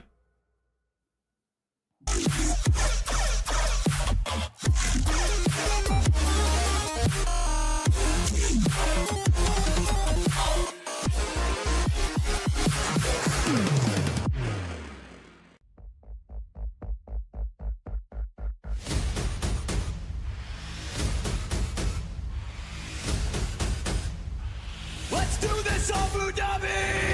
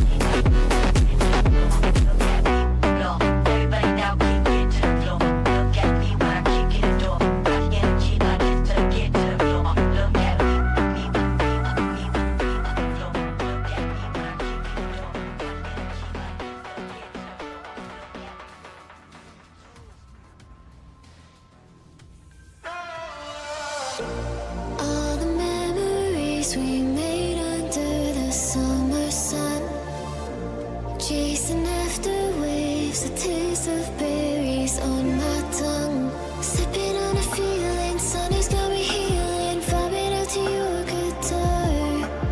I don't wanna go yet, watching another sunset, wishing on a shooting star.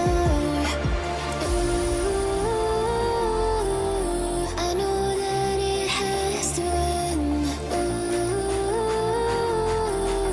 Maybe we could just pretend. I know that it has to end. Maybe we could just pretend.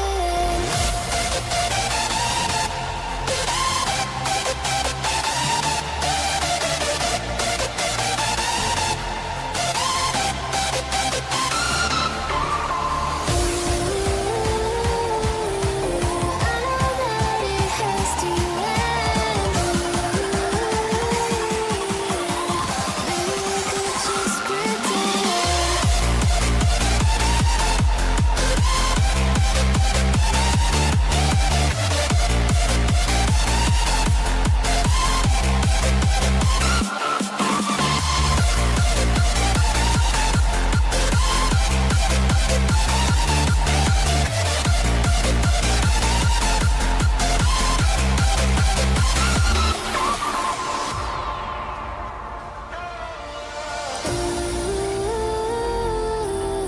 I know that it has to end.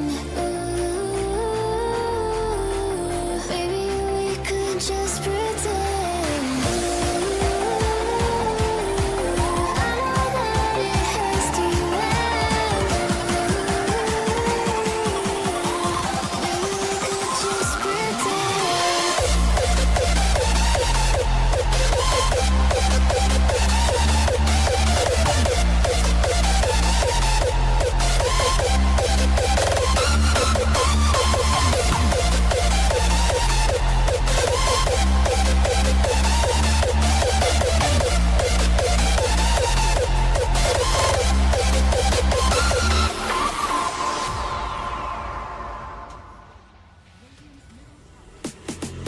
Don't stop the party, don't stop the rave.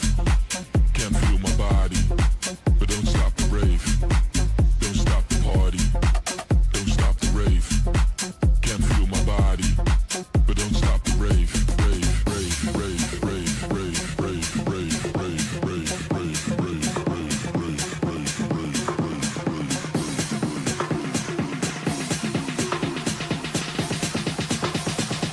Now everybody from the front to the back go.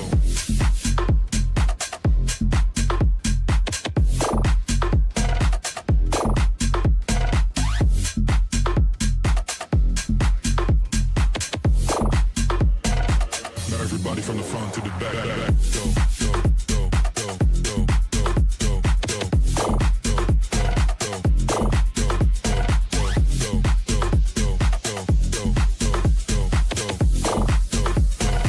Now everybody from the front to the back go. Don't stop the party. Don't stop the rave. Don't stop the party. Don't stop the rave. Don't stop the party. Don't stop the rave. Don't stop the party. Don't stop the rave. Don't stop the party. Don't stop the rave. Can't feel my body, but don't stop the rave. Don't stop the party. Don't stop the rave. Can't feel my body, but don't stop the rave. Rave, rave, rave, rave, rave, rave, rave, rave, rave,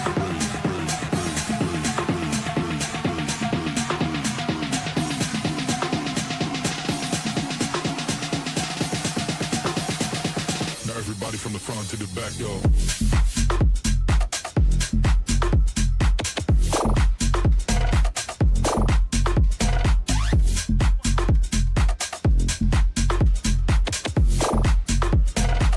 Everybody from the front to the back, go, go, go, go, go, go.